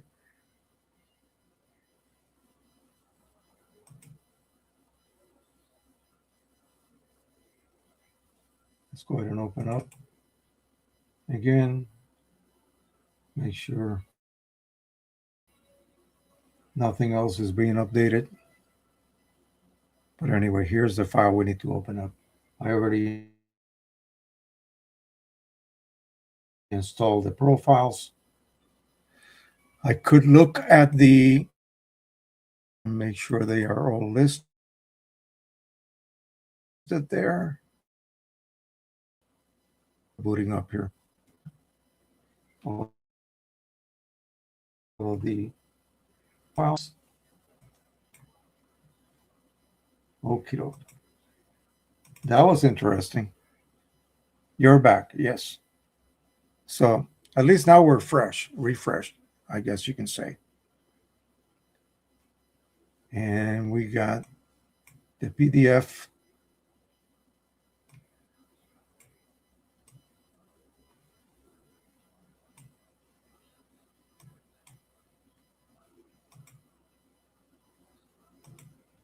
Now things are just crawling here. My God. Okay, so I wonder if any of this stuff is really relevant. Here are the profiles. Okay.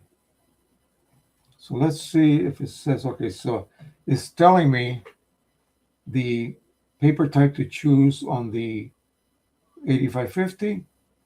So we loaded we're going to load,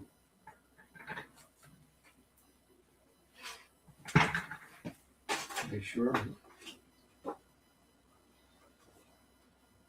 cancel infinity.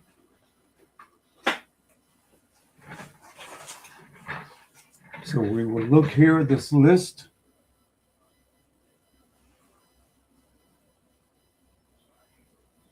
Did I download Infinity? What the heck? I thought I did.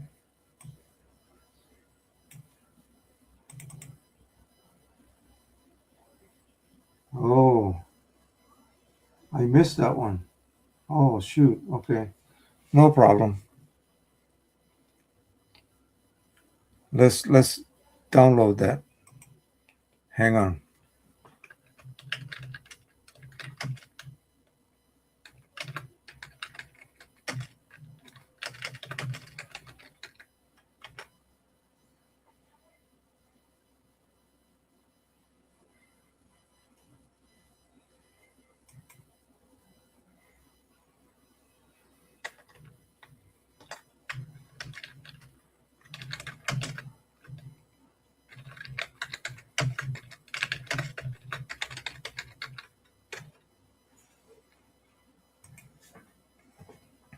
Okay. We'll get this done, folks. We have plenty of time still. So, Epson 8550, and we look for Infinity.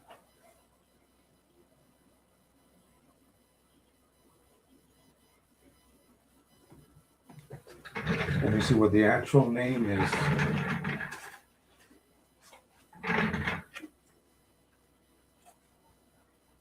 Yeah, Infinity. Photo Satin Premium. Oh, I'm sorry. What an idiot I am. Photo Satin Premium. That's what we need to look for. Oh, gosh. Okay. So, Photo Satin Premium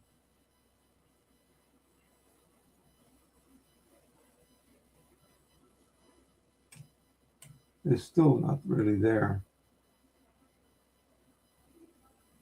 Huh. How come?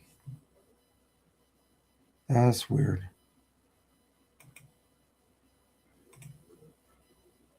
Let's try that again. Cancel paper ICC profiles.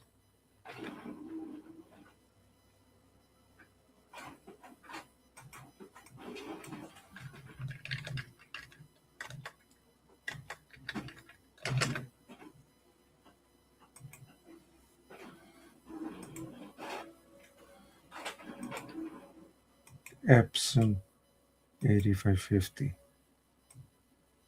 It should be there, right?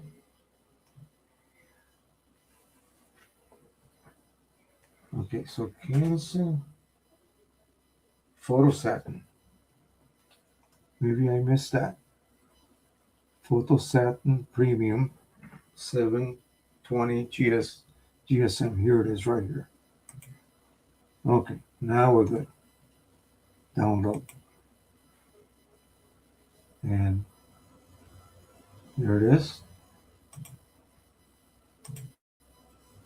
And here it is. Here's the PDF.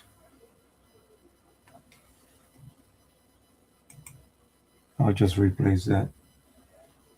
And ICC profile.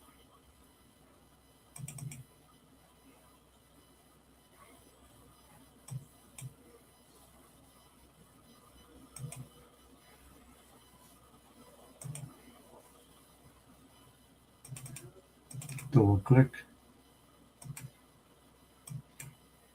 I'm just gonna delete this for now.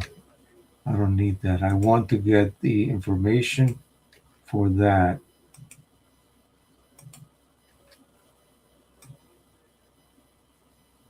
Okay. Let me close this so I can just get rid of that and open that one. Replace. Oh, it's asking me to try again. Here we go. Ah, what a pain.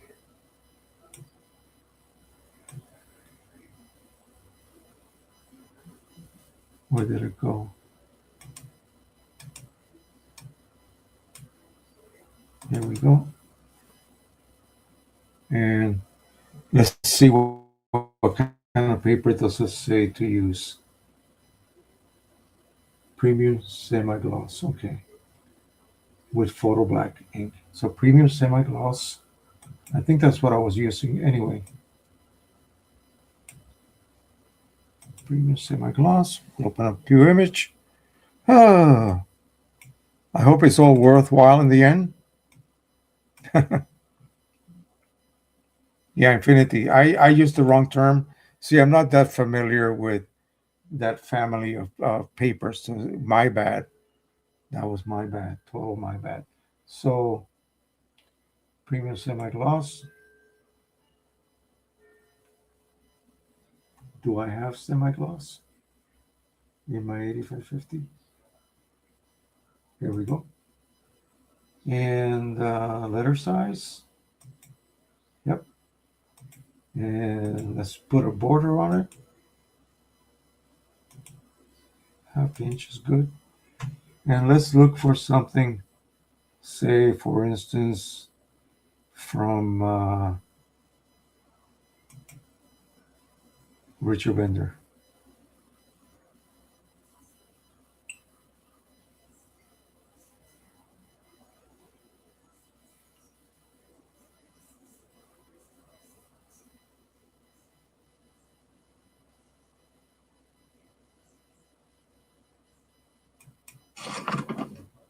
Like that. And I'm going to crop it. I know that, yeah, often he does not. Yeah. Okay. Well, we won't crop it. We'll leave it full frame. Looks good. Let me sharpen it a little bit.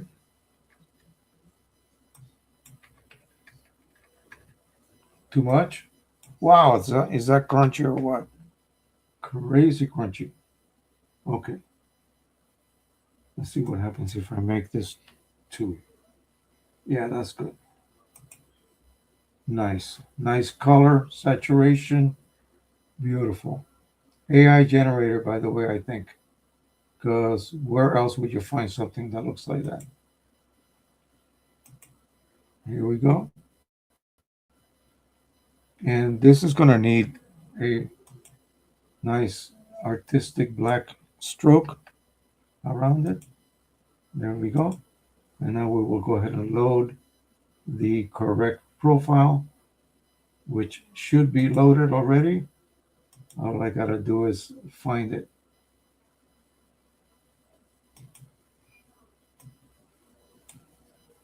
Breathing color canvas satin. No. So oh, and these are all like weird. Oh gosh. They have, yeah, weird, very strange names. So I'm just going to write infinity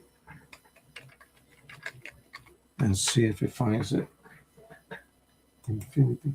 No, it cannot locate that because of the cryptic name that they give it. That is so silly. Darn it.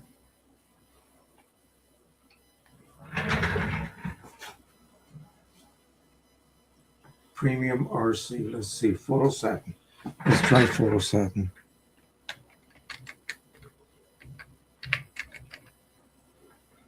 Oh, let's try photo. No.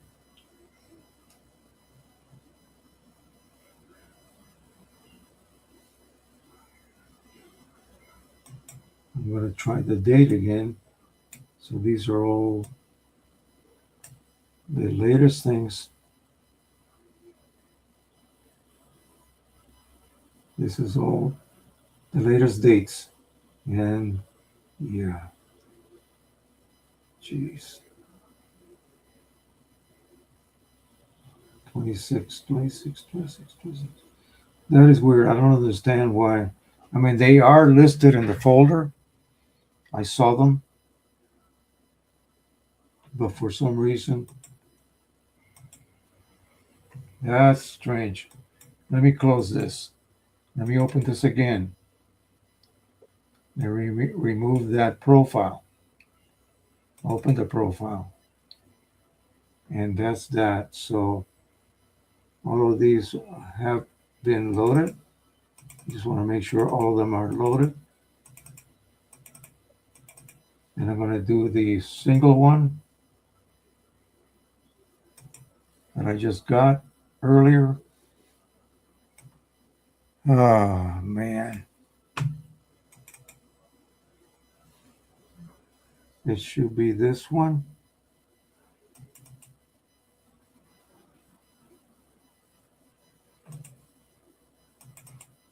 That one. And bring that out.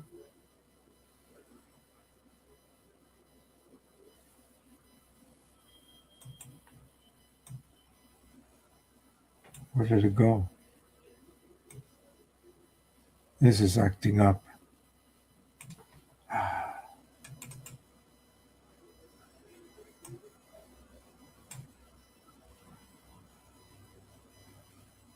See that it's not showing up.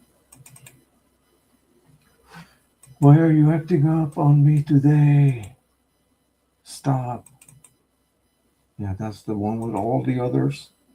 And that's this one here. Come on. Replace.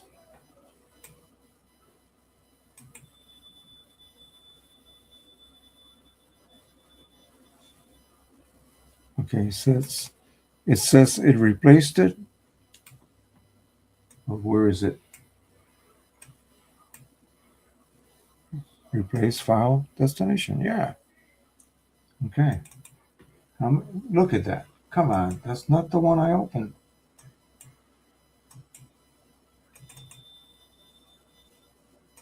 This is not the one. Where did the other one go? It disappeared. I'm going to delete you. I'm going to delete you also because I already have you loaded. Folks, please don't mind me. I am a mess today. Let's try this again.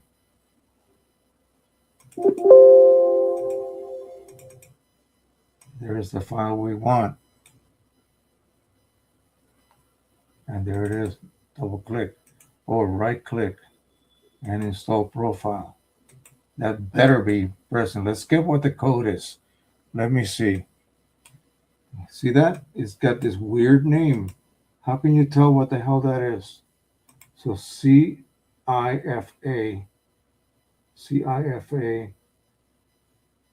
Let me copy that. Okay, that's what I'm going to search for. I don't know why they do that. It should be the name. It should simply have the name instead of some cryptic code that nobody understands what it is.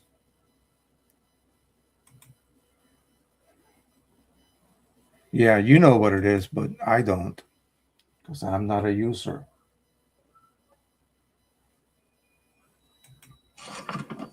Load that again.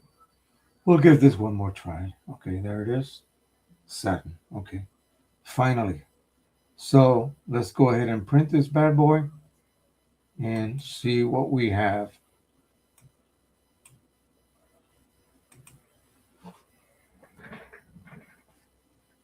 And I think you know what? I'm just going to skip on sublimation today.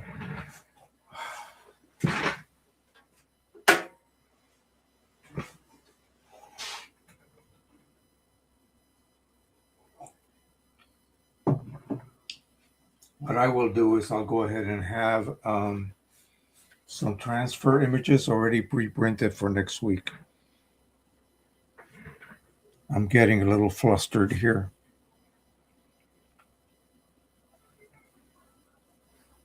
78. This should print really well, I hope. I think what I will do is look through all of these, do the sampling, and then pick something that I really like, and then place an order for a full pack of that particular paper. Then I can go ahead and have a field day making profiles and such without having to worry about running out because I would like to print several styles of images rather than just a few or a couple.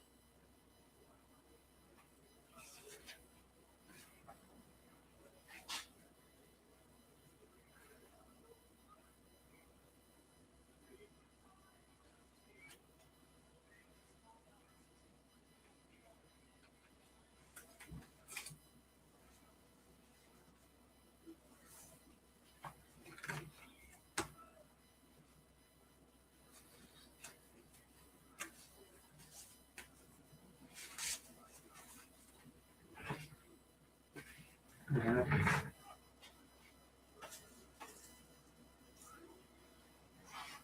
I'm telling you.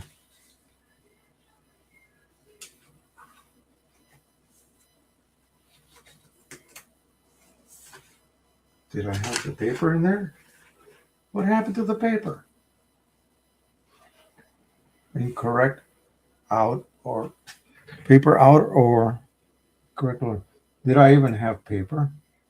Of course should have paper. I just had it out. I just had it. This satin. Photo satin premium. Okay, here it is. Jeepers. Losing my mind. Ah, this is why. Okay. Too many different types of paper in front of me. There you go. Okay. Now we can just sit back, wait, and hope. And Peter said, or Pete said that so far you have actually created profiles and found out that your print prism ones are better than the ones that Canson provides. Was that your statement that you made earlier? If that's the case, then this is really encouraging. I could definitely proceed to, experiment through this, choose one or two of my very best choices, and then order larger volumes of those, and then I will make uh, better use out of that because I'm going to have to test on actual printing with their profiles first and figure out what are my favorite papers of that family, Infinity, and then choose one or two and then place an order and then create custom profiles. I would love to make these profiles available for you. Um, uh, they have told me that I cannot do that, that there is a copyright involved, and just like there is for uh, profiles that I make with my spectral photometer, I cannot either sell those or give them away. If I want to do that, I have to use a open source type software, and that is difficult, very difficult for me to learn at this point in my life. I don't even want to get into it. So yeah, so anyway, that's it. I wish I could do that. So what I suggest is for 35 bucks, you have a printer that has one of those built-in scanners. Just get it and use it, and you'll be good to go. Create your own profiles, very low cost, with something you already have in house. So,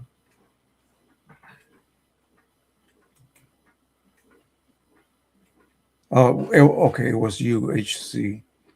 That was about the same paper. Okay. I then use Epson Premium Semi-Gloss Profile supplied with EcoTank 8550. That was better with the Canson paper. Oh, you use Epson's profile. Okay. Rather than Canson's profile. Is that what you're saying? Yeah. So if I was to make one with Print Prism, it will even be better, I suspect. Okay, I see something really ridiculous coming out as far as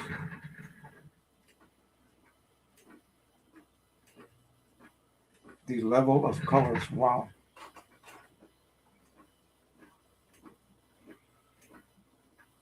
It almost looks a little bit overdone, I think.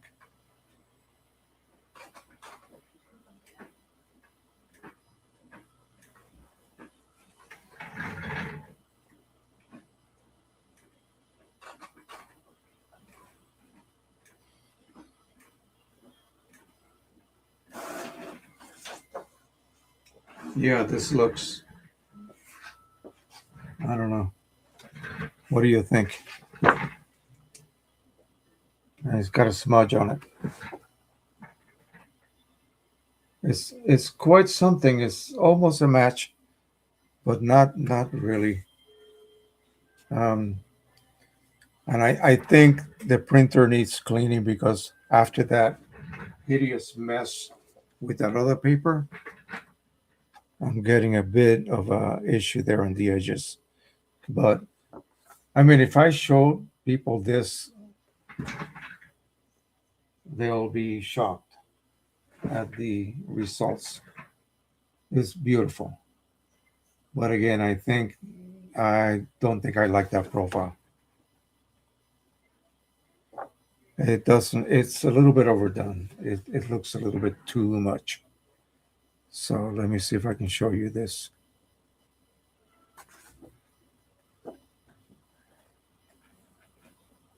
It looks fairly good match, but it's the oranges. This is way too orange from the result over there.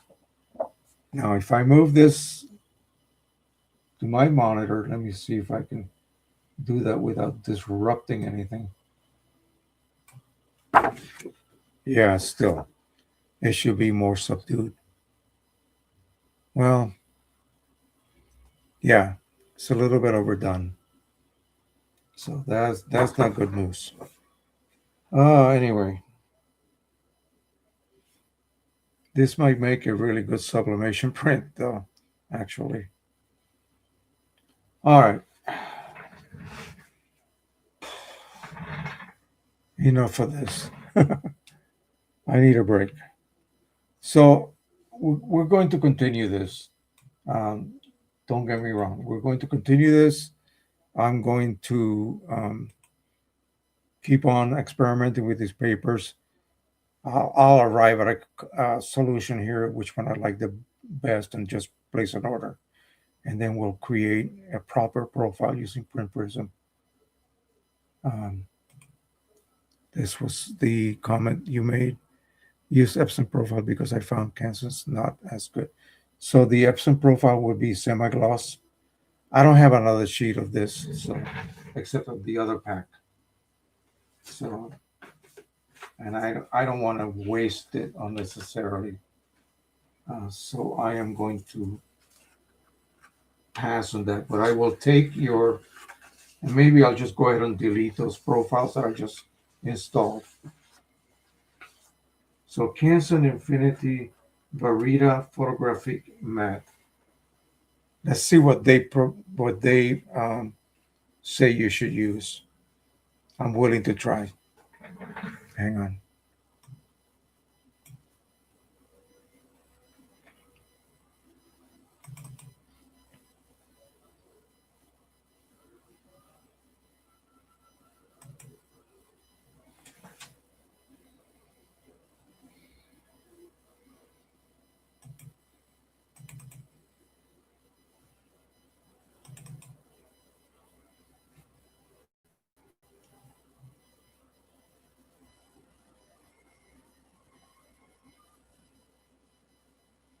Let me see what this paper calls for.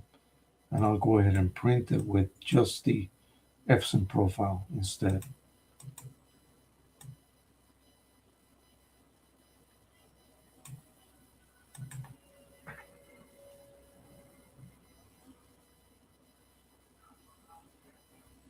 Oh, I have the satin only.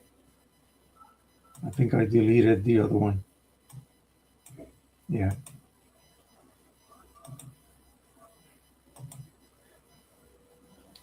I would have to go back to the website and look.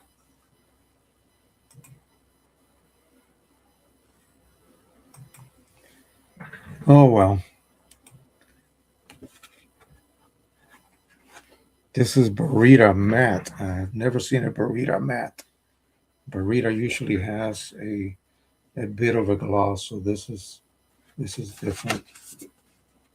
Yeah, very matte. So photographic to matte. I would assume it's going to use one of the available matte paper choices. I mean, what else could it use? Let's see, Canson paper.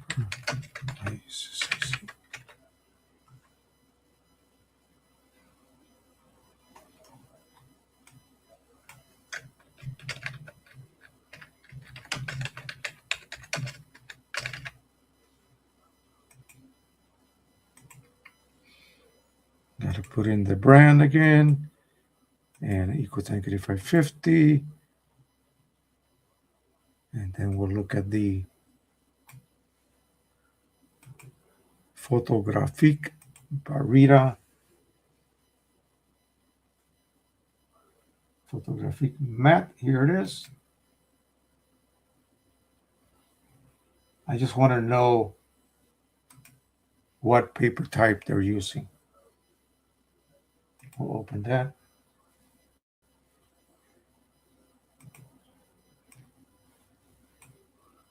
See if it will let me open this directly. Yeah, there we go. Okay, so it's telling me to use velvet fine art paper. How about that? Remember, we've been messing around with that, right? So I'm just going to use that profile. I'm going to let the driver control color. It will use that profile.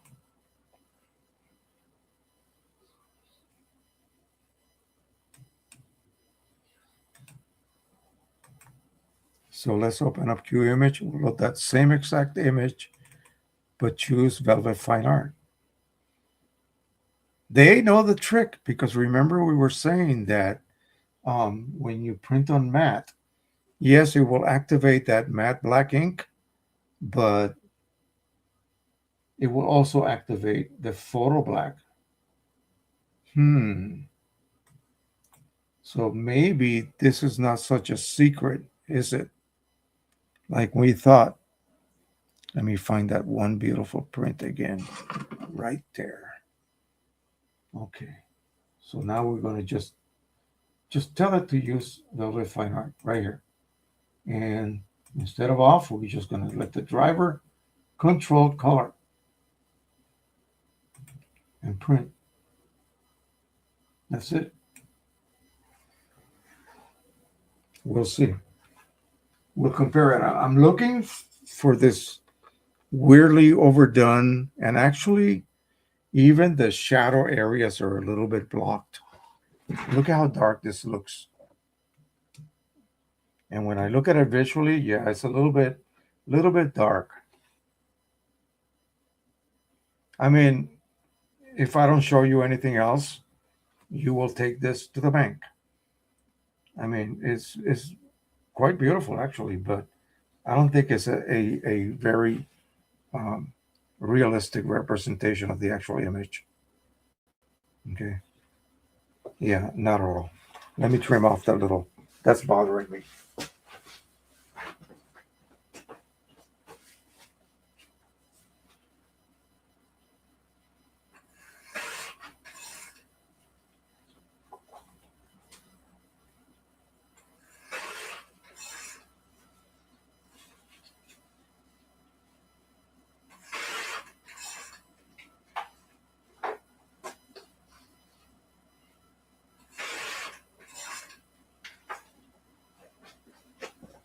Here you go. And that one's gonna come out next. We'll compare it to this. Of course, this is a bit shiny and that's matte. But we'll see. We'll see what the results are. So we have 2 sheets of that. Got one more sitting right here. Ah.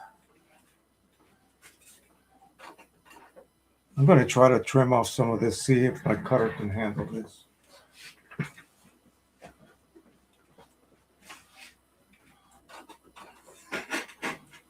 No, it cannot. It rips right through it. So maybe my guillotine cutter upstairs will do a better job. It's ripping it. So we'll take this upstairs and play with it. later. It's a little dark. I don't like the way that came out, to tell you the truth. They're just a little bit darker than they should be. In fact, quite a bit. Oh well. Things don't go perfect every single time, folks, as you can easily tell. So keep that in mind. So this is how we arrive at a result, experimenting, making changes. Maybe the profile that I made, you know, didn't quite work. Canvas is a weird, material to make a profile with. You have all that texture, and it's very difficult. Even after 3 scans, and I don't know what the scanner was doing earlier. Maybe I'll rescan this, and I know Mike is going to watch this later and figure out what may have been going on. So we'll just play along, and we'll see. Richard Bender loves it. He says it's a lovely picture. Richard Bender printed it on metallic paper. Of course he did. He loves that stuff.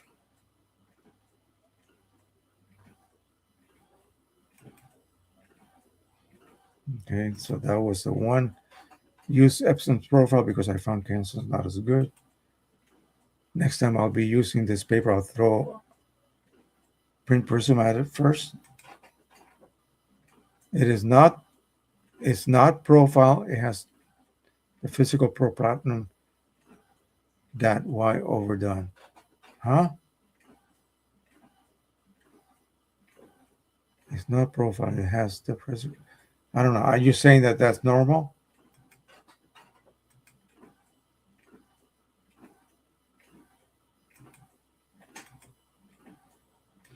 Yeah, it is actually quite lovely. Okay, see, ah,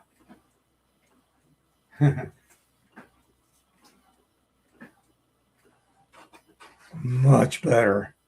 This is going to be day and night difference with Epson's profile. Wow. I am shocked that Canson, well, let's just say, before I go blaming that profile, let's just say that this, as I see it emerge, it looks a lot closer to that and a lot less enhanced than this one. And it's not as dark. Looking quite nice, actually.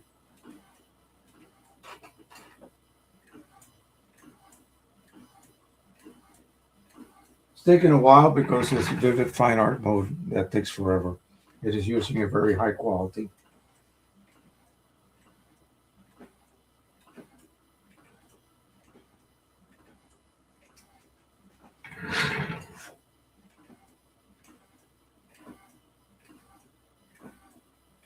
Yeah, day and night difference.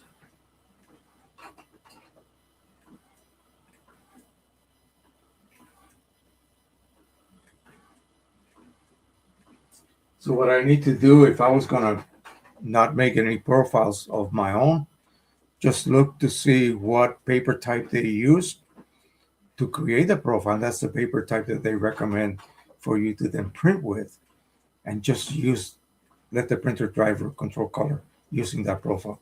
When you choose that, it's going to set the driver to ICM mode. Oh, it's trying to print it again. Yeah, it's trying to print it again. Close. Okay. See that? Compared to this.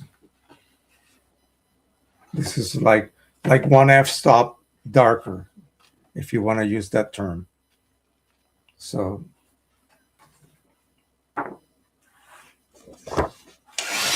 you know me, I don't save anything that I don't find to be as close to perfect as possible. You can see the cabin, you can see the detail, just like the original that Richard Bender created.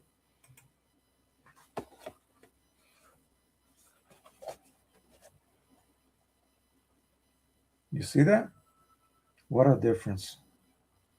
There is still like an issue from what I see there. Well, visually, when I look at it,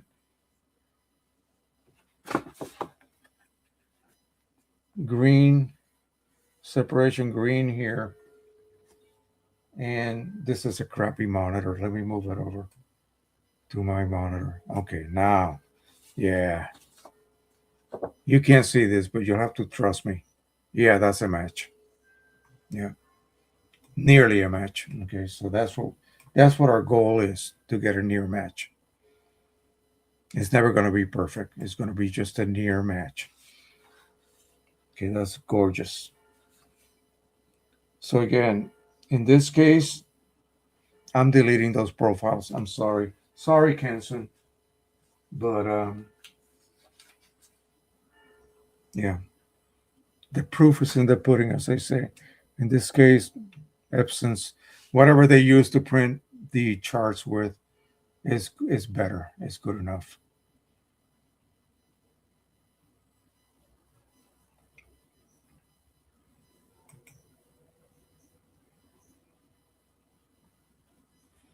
Yeah, but Pro Platinum is for Canon, right? Yeah. You're talking about Platinum Gloss from Canon printer.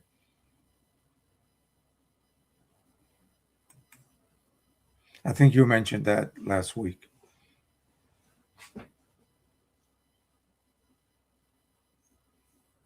Yeah,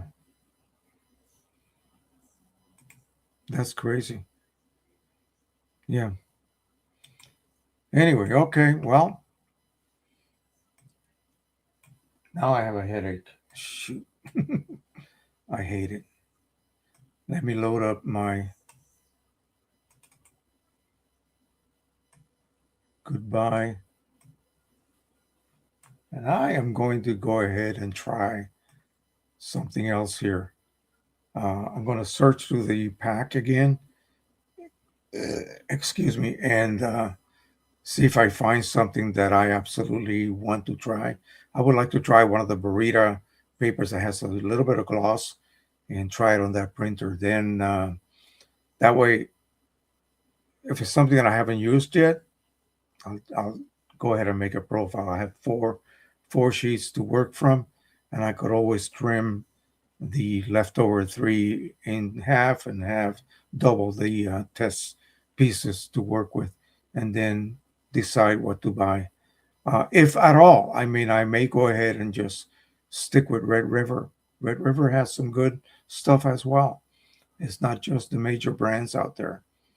They also carry very good papers. All right, so let us look for our next one. And that is a slideshow, that is. So I'm going to go ahead and start it and get it ready to load. And we will see you all next week. Um, please tell folks to make sure that they subscribe if they haven't done so. If you know friends who are into this, get them to subscribe. That's what we need the most right now. So also, please comment on the live streams. I see hardly anyone ever comments. So questions that you have, whether they are related to what we did or screwed around with basically today or not, just ask questions on the comments. Keep those comments coming in because that really helps the algorithm to promote your videos, your content. So that is it for now. Let me go ahead and load this. And here it is. We'll stop it. We'll start from the beginning. That's it. So again, thank you so much again for coming this weekend. It's a dreary, dreary weekend. Um, what I will do is I need more rest. I feel crappy as hell today. Um, I don't know what hit me. My daughter was sick as a dog this whole past week. So she feels a lot better. She's starting a new job and she was just emotionally just terrified. that the job that she had taken on was not really working out, but she managed to find a slightly better job, one that should be a little bit less stressful for her.